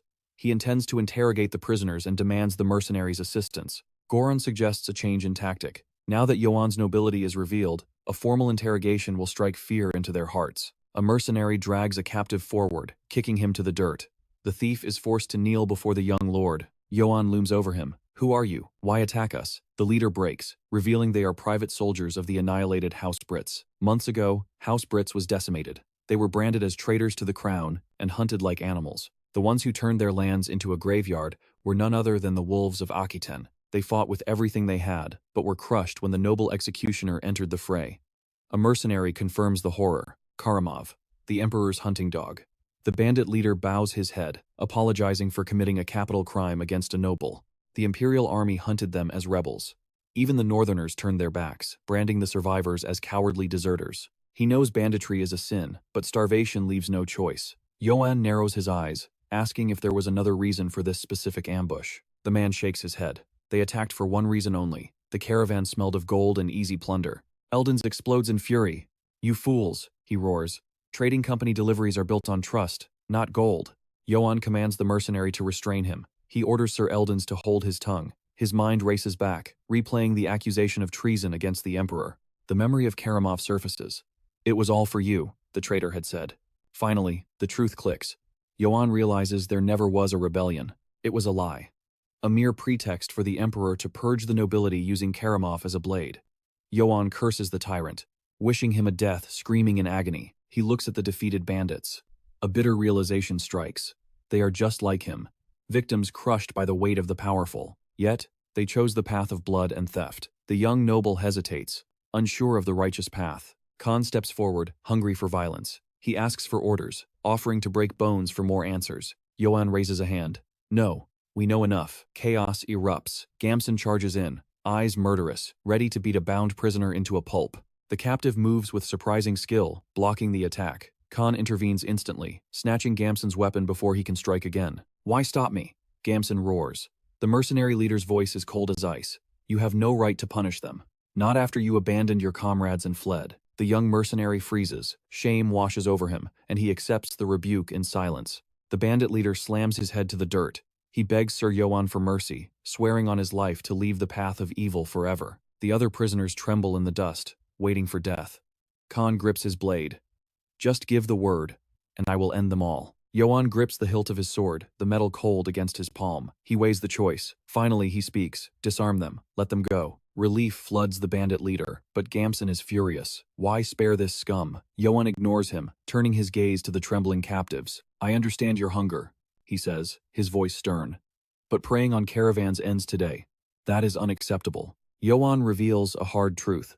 Like you, I only learned to kill to survive. Eldon stares, shocked to hear such gritty words from a high-born noble. A mercenary speaks up, pointing a thumb at Goran.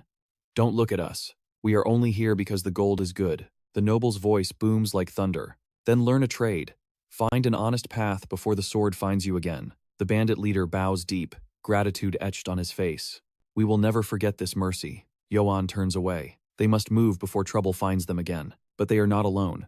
High on a distant hilltop, a shadow watches from the darkness. The figure rises. A wolf, eyes glowing with a sinister red light. Unaware, the group decides to rest in a small hamlet called Rootspur. Before the journey to Marseille resumes, news spreads. The village chief is informed that Sir Eldons of the Katana Trading Company has arrived.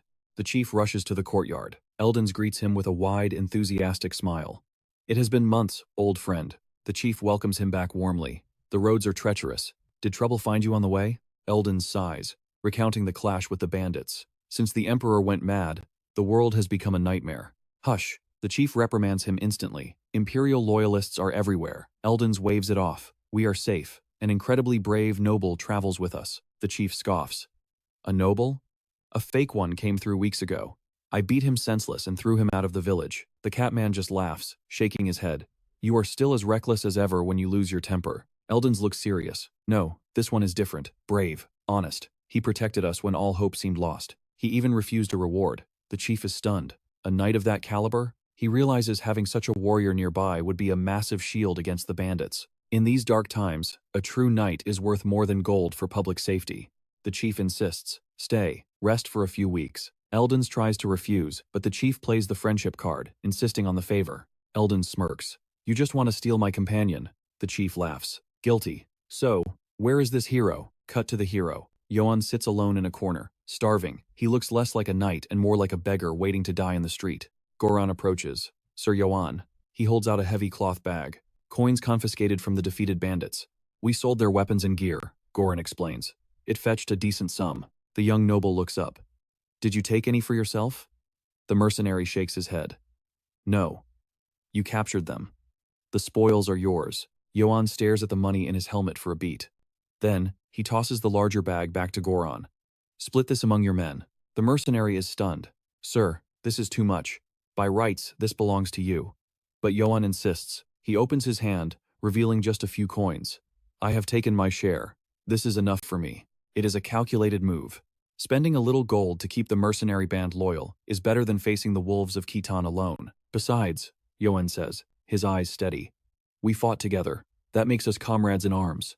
Hoping to forge a bond of trust, he bids the mercenary farewell and walks away. Goran watches him go, recognizing the true dignity of a leader who cares for his subordinates. The mercenary turns to his squad. His demeanor shifts. Sir Johan has shown us great generosity, Goran shouts, holding up the bag. He gave us the profits of war. Form a line. The mercenaries stood frozen, their minds unable to process the scene. Was he truly handing over a fortune that rightfully belonged to him? Disbelief washed over their faces, only to be replaced by a roar of ecstasy. The village shook as they chanted Yan's name like a god of war. Hours later, silence reclaimed the night. In a dim inn-room, the young noble drifted into deep slumber, his faithful blade resting within arm's reach. But the silence was a lie. The door creaked open, inch by agonizing inch. In an instant, the candle's flame was snuffed out, plunging the room into the abyss. Johan remained motionless, seemingly lost in dreams. Yet, from the suffocating darkness, a pair of blood-red eyes locked onto him. A masked silhouette loomed over the bed, dagger poised for the kill. Just hours ago, the atmosphere had been so different when the announcement was made. Every man gets his share. The declaration had sent the crowd into a frenzy of worship and greed. Johan had walked the streets like a conquering king. Voices thundered his name from every alley and rooftop. He was cunning, keeping the priceless artifacts while distributing the gold to buy their loyalty. Suddenly, an elder stepped from the shadows. "Are you, Sir Johan?" The question caught him off guard. "I am," Johan replied, his guard raising. "You know of me?" "Indeed." The old man bowed low.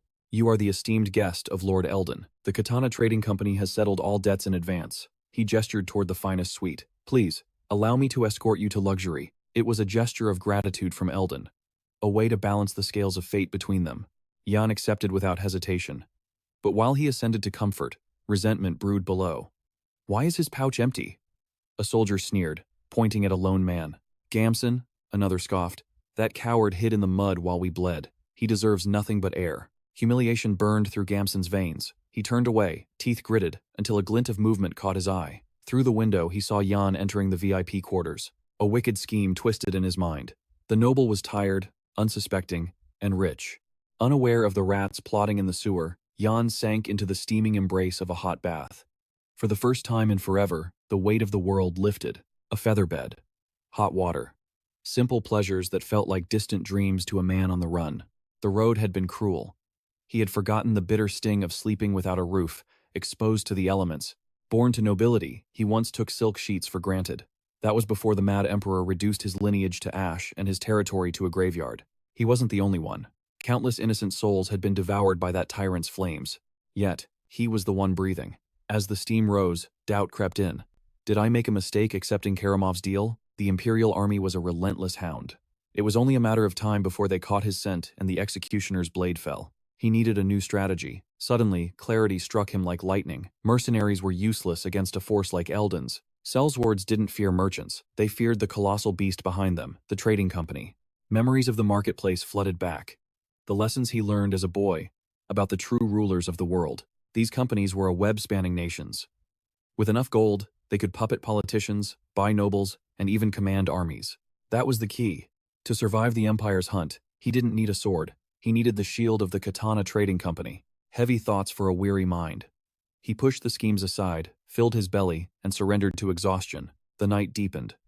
Johan drifted into the void of sleep, his fingers instinctively tightening around the hilt of his sword. Asterisk, click. Asterisk. The door latch lifted soundlessly. The assassin crept forward, the cold steel of a dagger glinting in the dark. Greed guided the intruder's hand toward Johan's legendary blade. But before skin could touch steel, a hand clamped around his wrist like an iron vice. "Don't you amateurs ever tire of this?" The masked man froze, terror seizing his heart. Johan sat up, eyes cold as the abyss. "Speak. Did Karamov send you?" Panic exploded in the assassin's chest. He thrashed wildly. "Let me go, you monster!" Johan didn't even blink. With a flick of his wrist, he launched the man across the room as if he weighed nothing. The intruder smashed into the floor, but before he could crawl, he was dragging himself away, clawing at the wood, screaming for mercy. It was too late. He realized the grave mistake he had made. He hadn't attacked a man. He had woken a demon. Rewind 5 minutes prior. The innkeeper was snoring, oblivious to the crime unfolding upstairs. Two shadows crept up the stairs. Gamson whispered to Pra, a smug grin on his face. "Relax. Vulin has this in the bag. He's the strongest brute in the village. Armed with a dagger and surprise, that noble is dead meat." Outside, Pell prepared the getaway. He approached a warhorse, obsession in his eyes. He mounted the beast, shushing it gently. Inside, Pra's nerve wavered. Is that sword really worth a murder charge? Gamson scoffed at his hesitation. "Have you seen that blade in action? I watched it cleave an armored soldier in two with a single stroke." His eyes glittered with greed. "Power like that is worth a kingdom's ransom. Besides," he sneered, "without his magic sword, that noble is just a gooding." They peeked down the hallway. The words died in their throats. Before them lay their strongest man, broken and crawling. And looming in the doorway, the silhouette of Johan, radiating an aura of absolute death. Gamson watches the chaos in deathly silence. Terrified, Pra grabs his arm, his voice cracking as he demands to know what the hell is unraveling before them. Without a second's hesitation, Gamson snaps. Run if you want to keep breathing. A chilling dread washes over them, the undeniable realization that they are walking into their own graves. Just then, the innkeeper steps out from the shadows. He blocks their path, demanding to know who they are and what treacherous business they are plotting. Outside, Pell waits anxiously with the horses.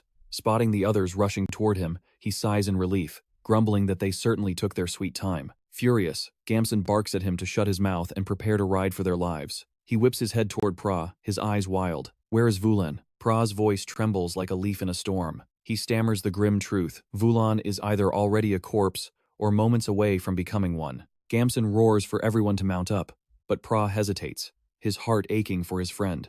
Pell refuses to abandon a comrade, but Gamson cuts him off. That monster of a noble is coming for their heads. Suddenly, the inn's roof detonates. Wood and stone shatter outward in a violent explosion.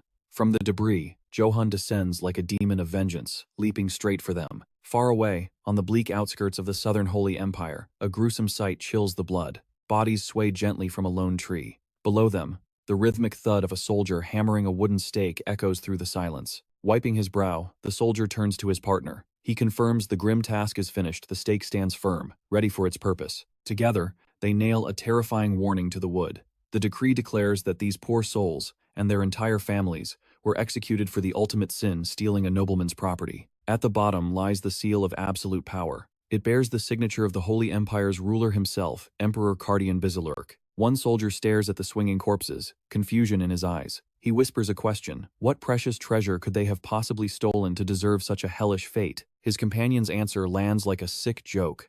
He heard they took nothing more than a single chicken and 3 eggs from the territory of Baron Gavarorab. The words sound insane, even to a soldier of the Empire. It is impossible to comprehend. An entire family wiped from existence, all for a crime so small it barely registers. Meanwhile, in the quiet warmth of a nearby tavern, the night passes peacefully. Seated at a fine table, Eldons enjoys a meal, blowing gently on a steaming cup of tea. But the peace is short-lived. A subordinate rushes to his side, his face grave as he whispers that a serious problem has arisen. He reports that Gamson's mercenary crew was caught red-handed trying to rob Sir Johan Yates. The name strikes Eldons like a physical blow. He shoots up from his chair, his eyes wide with utter disbelief. Slowly, he sinks back into his seat, groaning in frustration. He had planned to recruit Sir Johan for the journey to Marseille, but now those plans have crumbled into dust. Eldon's eyes turn cold. He orders Gamson to be captured immediately. As for the rest of the group, they must feign total ignorance and pretend they never knew the fool. The subordinate bows and hurries to obey, struck by his master's composure. Even in a crisis, a merchant of the Katana Company handles matters with terrifying calm. Left alone in the candlelight, Eldons steadies his breathing. He has survived countless disasters before. This is just another obstacle he will crush beneath his ambition. He refuses to let his life end over a mistake like this. But dealing with a nobleman requires a delicate touch. He must plot his next move with absolute precision. Elsewhere, tension hangs heavy in the air as a village meeting drags late into the night. The village chief stands to dismiss the gathering, but chaos interrupts them. A man bursts through the doors, screaming that the leader must help immediately. Gasping for air, he delivers the nightmare scenario. The local troublemakers have been caught attempting to steal from the high nobility. Rage explodes within the chief. He slams his fist onto the table, cursing the useless brats for dooming them all. When a villager asks for orders, the chief's irritation flares into a blaze, his eyes wild. He commands them to gather every scrap of tribute they can find to appease the noble. And as a final offering, they must include one of the village slaves. But that is not enough. He demands they prepare the execution grounds. They will slaughter the troublemakers themselves, right in front of the nobleman's eyes. A cry of anguish pierces the room. The parents of the accused youth throw themselves forward, sobbing that they cannot let their children be butchered. Consumed by fury, the chief grabs a heavy stool and smashes it against the floor, silencing the room. He roars for them to shut their mouths before they kill everyone. He screams in the parents' faces, veins bulging. Do they not understand the abyss they are standing on? Have they forgotten the emperor's blood-soaked decree? His voice cracks with hysteria. They must act before the noble lifts a finger. Spilling their own blood is the only way to keep the entire village from being erased. The imperial law is absolute and cruel. Anyone who dares to covet a noble's property faces the gallows, or worse, having their tongues cut out, along with their entire lineage. It is not an idle threat. In neighboring lands, entire bloodlines have been extinguished, wiped from history because of that insane law. And for what? For demanding a mere chicken and 3 eggs in exchange for unpaid labor. Lives are worth less than livestock in this cursed empire. To the chief, all nobles are the same breed of monster. He turns to the weeping mother, his eyes cold. What does she think this noble will do when he arrives? Once a noble is offended, punishment is not a possibility, it is a certainty, and it will be swift. He would likely behead the entire village without blinking, all while preaching a self-righteous sermon about a knight's honor. One villager tries to argue, clutching at straws. This is Count Jaren's land. Surely, they can appeal to the Count for protection against a strange noble? The chief scoffs at the naivety. Nobles care only for their twisted games of pride and reputation. They do not give a damn who lives or dies among the peasantry. He slams the table again, the wood groaning under the force. Wake up, there is no savior coming to help them. The parents collapse in despair, while the room falls into a heavy silence. The chief's voice softens, trembling with suppressed emotion. Do they truly think he enjoys this nightmare? With a heavy heart, he admits the horror of sacrificing their own children. But if the young ones die, the village lives. It is a cruel trade, but it is for the survival of them all. Later, a somber crowd gathers beneath the sprawling branches of a large tree. The villagers approach slowly, the weight of their sins dragging their feet into the dust. 3 young men kneel in the dust, bound and helpless, while a 4th lies defeated beside them. Observing the pathetic display, Jan realizes the situation has spiraled completely out of control. These were merely foolish village boys who coveted his sword. Their greed was sparked the moment they laid eyes on the weapon, leading Jan to a firm decision. He must conceal his blade from now on. He admits a fraction of the blame lies with him for displaying such a treasure openly, resolving to simply scare them before granting them mercy. Seated upon a chair like a judge, Jan waits in silence until the village chief approaches, trembling, to ask if the Honorable Sir Jan is unharmed. Without a hint of hesitation, Jan replies with a voice like steel that, no, he is absolutely not all right. His gaze pierces the chief as he asks if it is the custom of Rootsbeck to welcome guests with blades at their throats and thieves rummaging through their baggage. Terror seizes the village chief, who instantly throws himself to the ground, offering a desperate and sincere apology. Taking full responsibility, the chief claims he failed to control these idiots, while Jan issues a cold warning to the boys and prepares to dismiss them. Suddenly, the atmosphere shifts as the village chief draws a jagged dagger from his robes.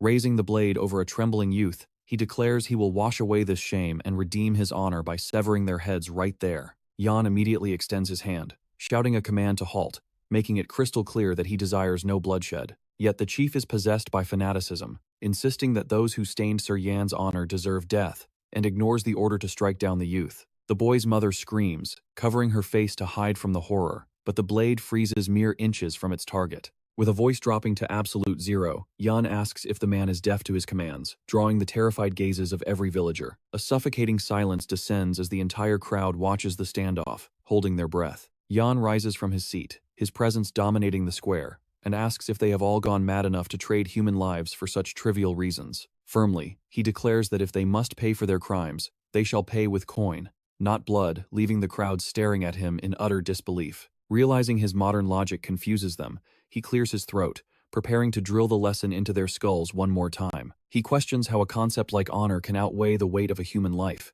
ordering them to untie the youths and get out of his sight. The dagger slips from the chief's trembling fingers, burying itself harmlessly in the dirt.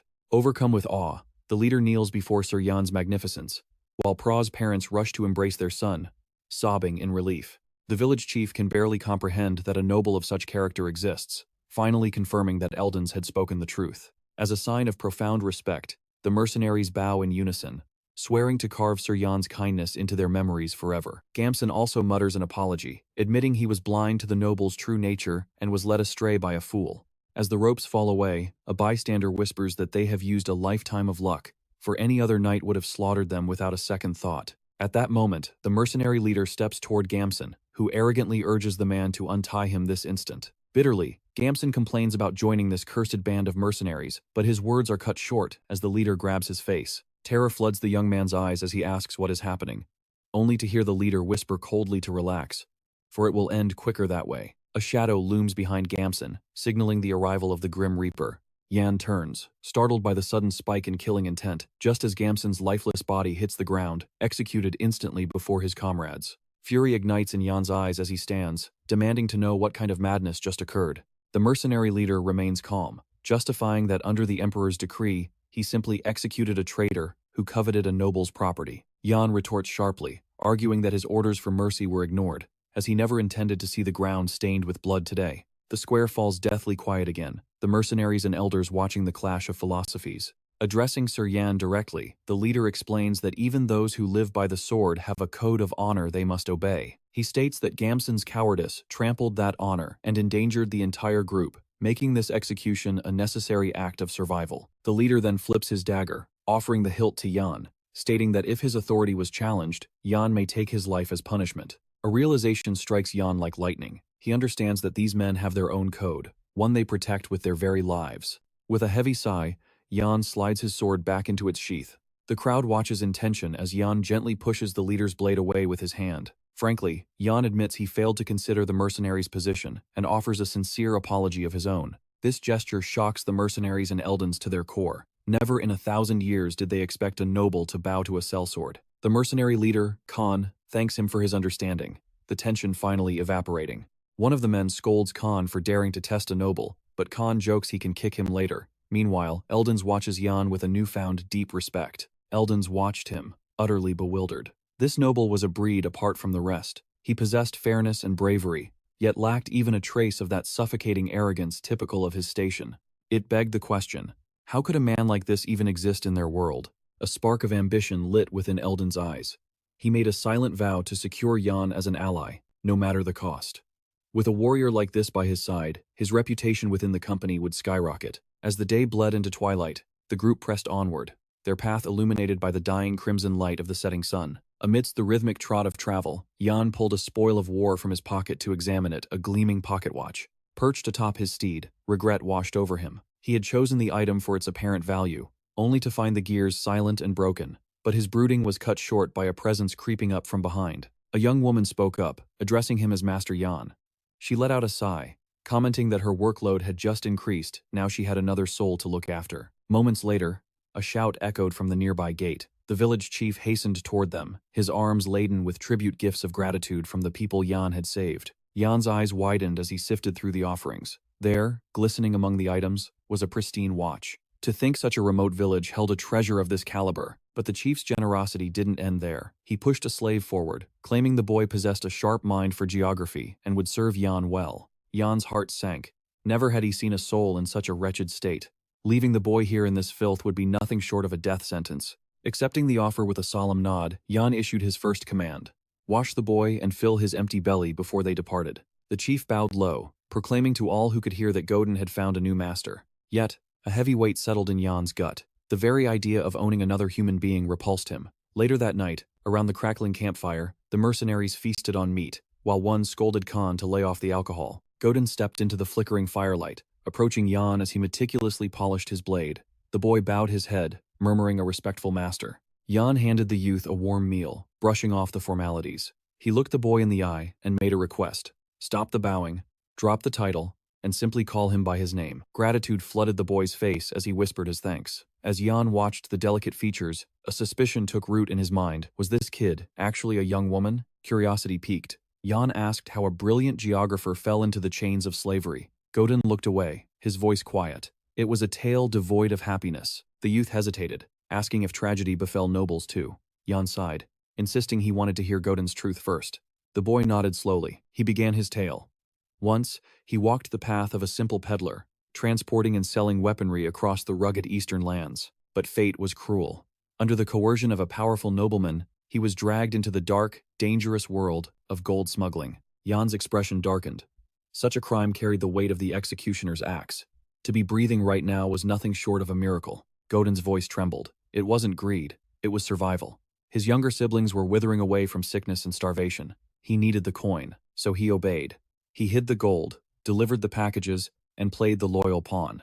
Until the very nobleman who hired him turned him in to the authorities. Yan pieced it together instantly, used and discarded like trash.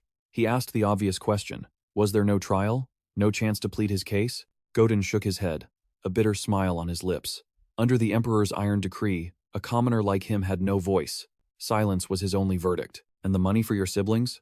Yan asked softly. The tragedy deepened. To escape the gallows, every last coin went to bribing the guards. Godin hung his head, apologizing for burdening him with such a grim story. Yan stopped him immediately. There was nothing to apologize for. It was the world that was broken. A reality so cruel it made Jan grind his teeth in suppressed rage. Without power, you were meat for the wolves, treated like criminals, exploited by nobles with no hope of resistance. Even the soldiers of House Brits had resorted to banditry just to survive. The people of Ruts were forced to sacrifice their own children. And now Godin, chewed up and spat out by the system. A burning question seared Jan's mind. Was there any justice left in this godforsaken land? He shook the thoughts away. This wasn't the time for philosophy. The Emperor's dogs were on their trail, and death could strike at any heartbeat. He looked up, calling out to Godin. The youth responded instantly, snapping to attention. Jan's voice was steel wrapped in warmth. They were no longer master and slave. They were comrades. They would survive, and they would thrive. A flush of color rose to the young woman's cheeks. The moment shattered. A mercenary burst and a monster was near. Jan groaned, rising to his feet. Was a moment of rest too much to ask for? Where? Jan barked. The man pointed, and without hesitation, the group sprinted toward the danger. Godin lingered for a second, Jan's promise echoing in his heart, before dashing after them. Breathing hard, he caught up and asked if the beast was close. The mercenaries squinted into the gloom. The night was pitch black, but something massive was definitely lurking in the shadows. Suddenly, Jan stepped out from the brush, startling the men. They screamed for him to get down, but his voice was eerily calm. "It's fine," he said. He ordered them to sheath their blades. The mercenaries exchanged glances, utterly baffled by the command. "I'll handle this," Jan declared, turning toward the suffocating darkness of the forest. Khan protested immediately. Fighting monsters without backup was suicide. Khan's voice was stern. Their mission was to protect Eldons. Recklessness was not an option. Jan halted. He closed his eyes, his senses expanding. He could feel it. He stepped toward a trembling bush. A pressure washed over him, heavy, familiar, and terrifying enough to stop a man's heart cold. And there, piercing through the abyss of the night, a pair of glowing eyes stared right back at him. Jan identified the creature immediately. It was the Black Wolf of Omen, the same elusive bastard from before. The last time they crossed paths, the beast had ignored him completely, tearing through the wolves of Akitin instead. Despite having countless opportunities to strike, the predator never once bared its fangs at him. That was how Jan knew. This beast held no killing intent toward him. With absolute calm, he called out to the creature hiding in the darkness. Shadows coalesced, and the massive black wolf stepped into the light. Jan extended a hand, asking if it had shadowed him, and thanked the beast for saving his life back then. Khan asked if Jan truly knew how to handle such a monster, while one of the mercenaries trembled, admitting he had never witnessed a creature of this magnitude. The massive wolf closed the distance slowly, its snout sniffing right at Jan's face. Suddenly, snap. The beast's jaws clamped around his entire head, causing one of the mercenaries to shriek his name in sheer panic. Eldon stepped forward, shouting at the punk to get away. But with his head still inside the wolf's mouth, Jan waved them down, telling everyone not to fear the big guy. Gripping the animal firmly, he revealed the truth. This was no monster. This creature was the legendary Guide of the Dawn. Eldon's eyes went wide with excitement as he asked if it was true. Confused, Jan repeated the name, Guide of the Dawn, clearly not understanding the weight behind the title. Eldon took a breath, explaining that in the Eastern Empire, an ancient song speaks of this very creature. Legend tells of a moonlit night during the era of the Great War, where a solitary warrior bestowed a name upon a wolf. That name was Guide of the Dawn. Upon receiving it, the proud beast bowed its head in submission to the warrior. Its eyes shone like stars, and soldiers cheered as they saw it charge the front lines. When the war that fractured the continent ended, the warrior brought peace, only to die a hero. The Black Wolf mourned for 3 days and 3 nights. Then, it vanished, embarking on a journey to lands where order and heroes were desperately needed. That is the legend of the Guide of the Dawn. Jan frowned, asking if Eldon was mistaken, as this creature was infamous as the Black Wolf of Omen. Eldon shook his head, explaining that the Guide of the Dawn is Eastern folklore.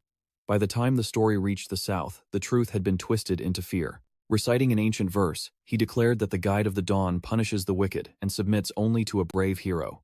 Eldon explained that this phrase comes from a sacred text of the Eastern Empire. At that instant, the realization hit Jan, and he began to understand the true nature of the being before him. Eldon asked for permission to pet the wolf just once, and Jan nodded in agreement. However, the moment he stepped forward, a low, thunderous growl rumbled from the beast's throat. Freezing, Eldon concluded that perhaps he should not do that. Jan reached out, and the wolf instantly melted into his touch. While Eldon wondered why the creature was only gentle with Jan, a sudden realization sparked in his mind. He remembered a passage from the Eastern folklore, giving a name to the divine beast that follows you makes it your eternal vassal. For a fleeting moment, He wondered if this southerner could be the legendary hero foretold in the songs. He quickly dismissed the thought, only for it to creep back into his mind a second later. Eldon then asked Jan if he had already given a name to the Guide of the Dawn. Jan replied that he hadn't found the chance yet. Insistently, Eldon urged Jan to name it right this instant. If the legend held true, they were about to witness a miracle. Jan began to ponder a name, ignoring Eldon's suggestion of Katana. Meanwhile, Vulin recalled the last time he felt such tension. Jan thought of the man he buried from Cardway. Pointing at the creature, Jan decided the name would be Karamov. Surprised, Eldon reacted immediately to the choice. As the name was spoken, the wolf's eyes erupted with light. A shockwave of power blasted outward, enveloping Jan and Eldon. The creature howled as ancient energy surged, transforming its very being. When the light faded, the Guide of the Dawn stood there, reborn as Karamov. The transformed wolf gazed at its new master. Calmly, Jan petted it, saying he would be counting on it. Turning to Eldon, he agreed it was incredible, but asked why the man was on the floor. The mercenaries stared in silence as Eldon lay prostrate on the ground before Jan and Karamov. Overcome with emotion, Eldon stated that everything happened exactly as described in the folklore, and it was the first time he had witnessed a myth with his own eyes. He then declared that he had respected Jan from the very moment he saw him. He praised him for protecting them from bandits, for showing mercy to his enemies, and for being the chosen one of the divine beast. Before everyone, Eldon proclaimed him the hero of hard times. The mercenaries and Godin reacted with awe upon hearing the proclamation. Among the murmurs, everyone wondered if Jan was truly the prophesied hero. With an uncomfortable expression, Jan turned to Eldon. In a restrained tone, he offered an apology. He revealed that he was not the hero they imagined, but just a wanderer from an insignificant house, worried only about surviving. Furthermore, he admitted the dark irony. He was being hunted for having beaten the real Karamov to death. Jan apologized again for shattering the fantasy, but Eldon denied feeling any disappointment. Instead, he asked for the honor of introducing Jan to the Mian Trading Company as a way to repay his kindness. The name sparks a dormant memory. Jan turns to his companion, puzzled. You mentioned we were heading to Marcel. What kind of sanctuary is it? I've never heard of such a place. Godin's eyes gleam with excitement. Marcel? It is a paradise of free trade, he explains. One of the few havens on Earth where the Emperor's iron grip cannot reach. The information instantly ignites a fire of interest in Jan's gaze. That settles it. I cannot turn my back on such a lifeline, Jan replies, accepting the offer without hesitation. While Godin offers silent gratitude, Jan's mind races with possibilities. If the Emperor's influence truly falls short here, perhaps a new path awaits. A quiet life as a simple merchant. As Godin hums a cheerful tune, walking ahead, Jan remains guarded. His only wish? That the rumors die here. No whispers of him being some legendary hero must follow them. Hero of turbulent times. The title echoes in the silence of his mind. A bitter smile touches his lips. How nice it would be if he truly possessed the strength such a name implies. But the cold reality remains. Past or present, nothing changes. He is no hero, merely a wanderer, clawing his way through existence just to survive. A haunting memory surfaces from the abyss. A colossal figure looming over him, sealing his fate with a curse. From this moment forth, your only companion shall be suffering. Jan's fist tightens until his knuckles turn white. His previous life was a hellscape, yes. But this time, he refuses to yield. He will forge his own path, one agonizing step at a time. Guided by sheer will, the group sets forth toward the glittering city of merchants. Gazing at the towering gates, Godin's voice trembles slightly. I never dreamed the day would come that I could return to this place. The market bustles with life. Time to resupply, Jan suggests. Suddenly, a blur of motion. Karamov darts ahead, forcing Jan to shout, Hey, get back here! A vendor leans down, grinning at the creature. Aren't you a spirited little thing? She coos, tossing the animal a tasty treat. Jan watches, relieved. To the world, the terrifying beast is nothing more than an adorable puppy. However, just yesterday in the forest, things were very different. Standing amidst the trees, Jan had turned to his massive companion. Karamov, he commanded softly. A monster of your size will panic the entire city, he explained. You need to wait outside. But Karamov had other ideas. His massive form began to shimmer and shift. Jan watched, mesmerized. The terrifying aura condensed, the massive frame shrinking down, down, down. Jan blinked in disbelief. The wolf shrank? Is this another secret power of a divine beast? He wondered aloud. Godin didn't hesitate. He scooped up the tiny Karamov, squealing. Look how cute he is. Jan sighed. Well, at that size, surely no one would suspect a thing. Back in the bustling market, a crowd forms. Whispers ripple through the onlookers. What a strange puppy, they murmur. Is it an exotic breed from a distant land? Flustered by the attention, Godin bows repeatedly. Apologies. Please forgive the little one's lack of manners. We need to move, Jan whispers, eyes scanning for danger. Pursuers could be anywhere. But just then, Godin calls out to him with a spark in his eye. Leave the supplies to me, Godin insists, pointing to a large bag. Have you forgotten? I was once a master equipment merchant. He reveals their meager funds a mere 4 silver coins. Do you really think we can afford everything with just this? Jan asks skeptically. Godin takes only a single silver coin. A confident smirk plays on his lips. Watch and learn. 1 coin is all I need to get everything on your list. Jan frowns. Don't let confidence blind you, he warns. What can you possibly achieve with mere pocket change? Hours later, Jan stands stunned. They are fully geared up. It defies logic, all of this. Secured with that single silver coin, a tactical bag now rests on Jan's shoulders, while Godin sports a heavy supply backpack. Their inventory capacity has skyrocketed. It was pure wizardry. With his silver tongue, Godin sold a piece of scrap metal as a vintage helmet for a fortune, and somehow charmed a vendor into giving them a mace for free. Vinegar, equipment oil, maintenance kits, the pile grew. Yet, when the dust settled, the merchant actually handed them change. Jan stares at the coins in his hand. Impossible. They have more money now than when they started shopping. A realization hits Jan.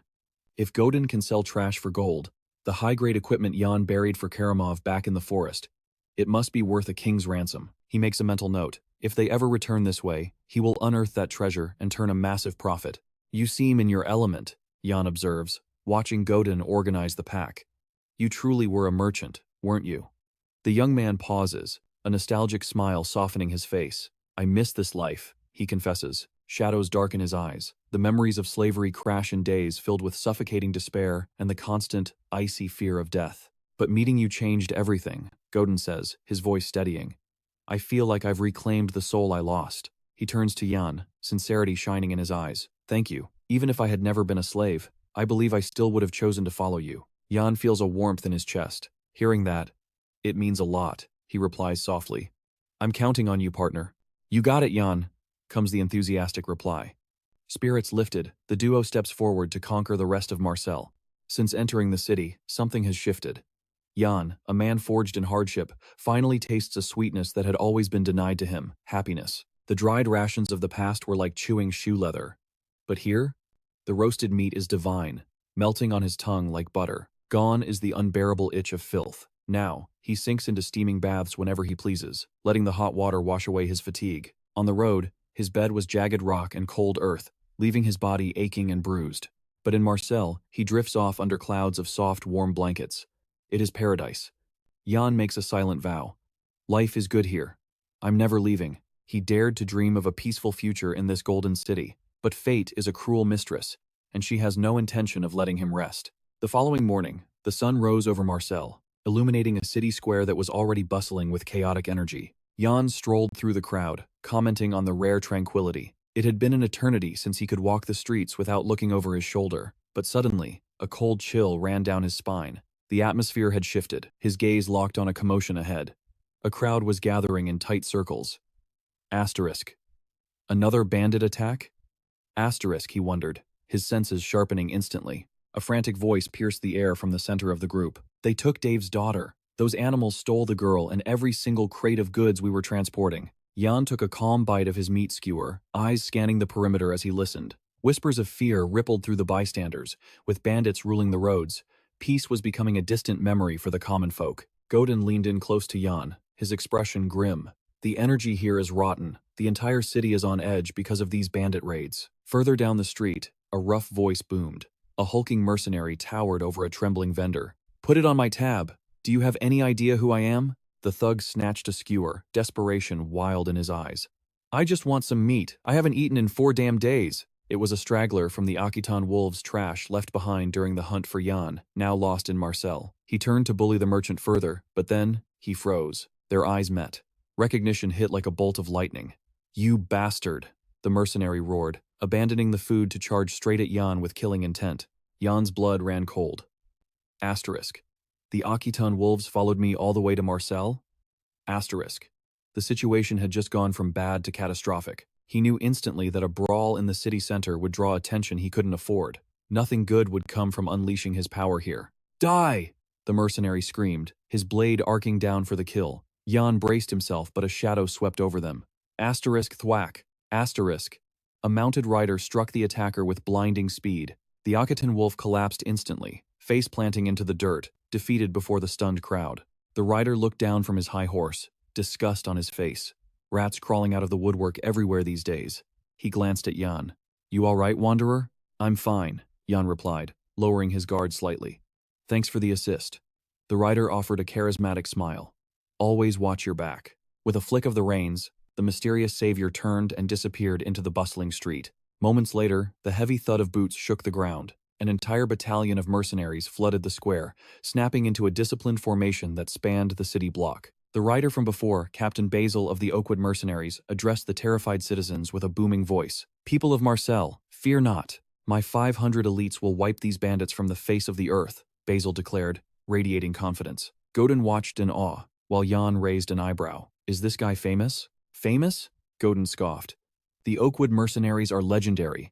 They are the top-tier powerhouses of the Empire. It made sense now. With the region in chaos, someone with deep pockets had surely hired the best blade in the business to purge the filth. Jan remained silent. He simply watched the display of military power, his mind racing with calculations.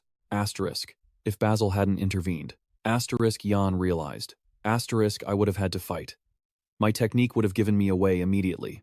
Asterisk. Exposure meant the Empire's hunters would descend on him within days. He wouldn't last a week in Marseille. The dark vow echoed in his memory. Asterisk. From this moment on, my life is only suffering. Asterisk. He inhaled deeply, forcing the rising panic down. He had to remember his reality. He was a fugitive.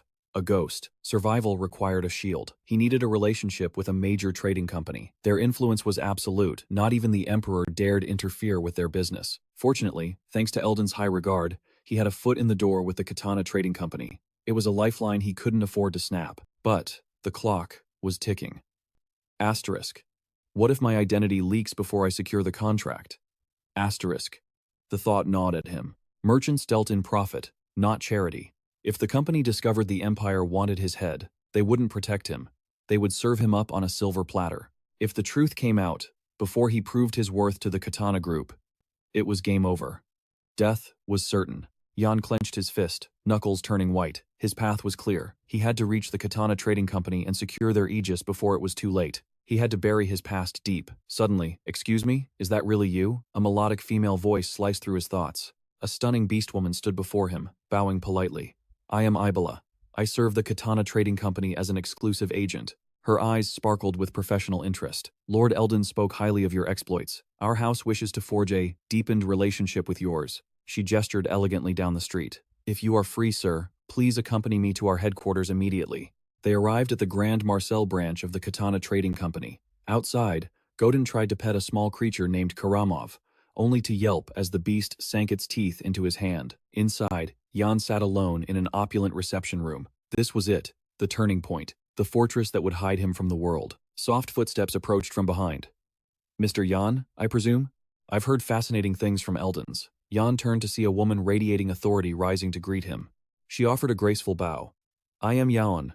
I manage the Marcel branch of the Katana Trading Company. A pleasure, Jan replied, slipping into his noble persona. I am Jan, from the House of Yates. Shall we discuss business over refreshments? She asked. A steaming cup was placed before him, a rare import from the Mediterranean territories. I hope it suits your palate, she smiled. Jan took a sip. The bitter, rich aroma hit him instantly. Asterisk.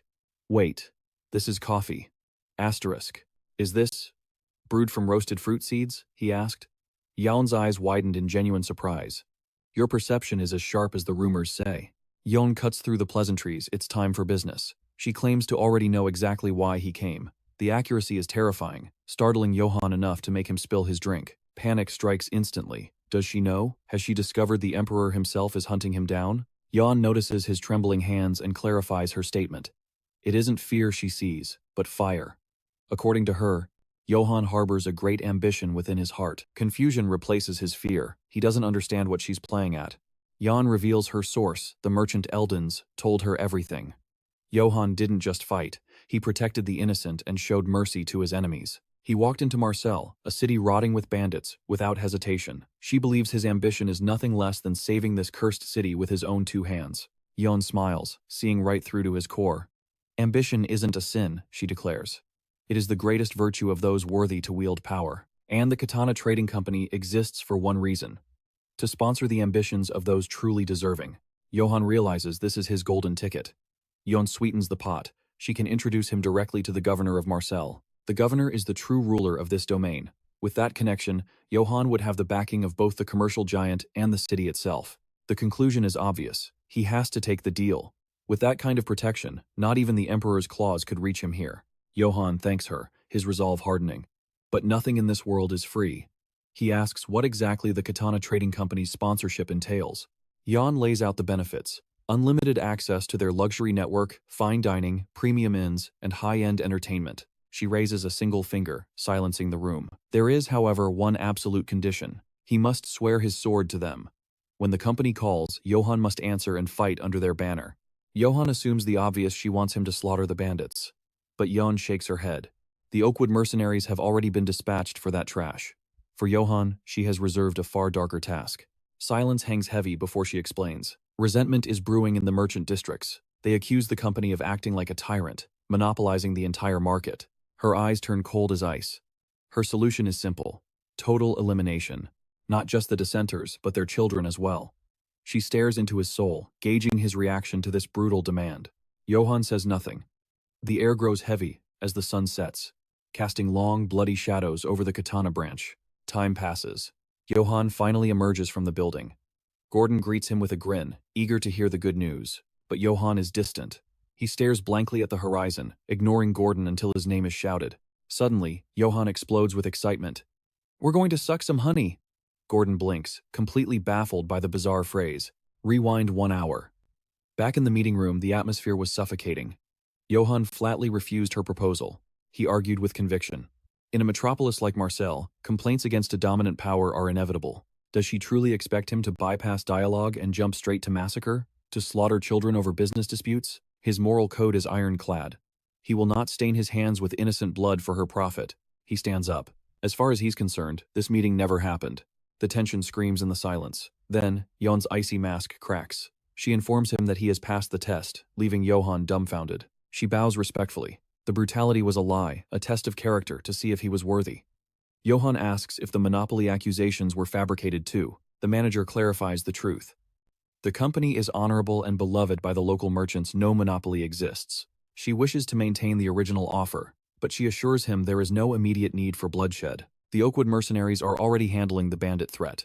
In the meantime, Johan is free to recover. He can simply enjoy the luxury of their sponsorship.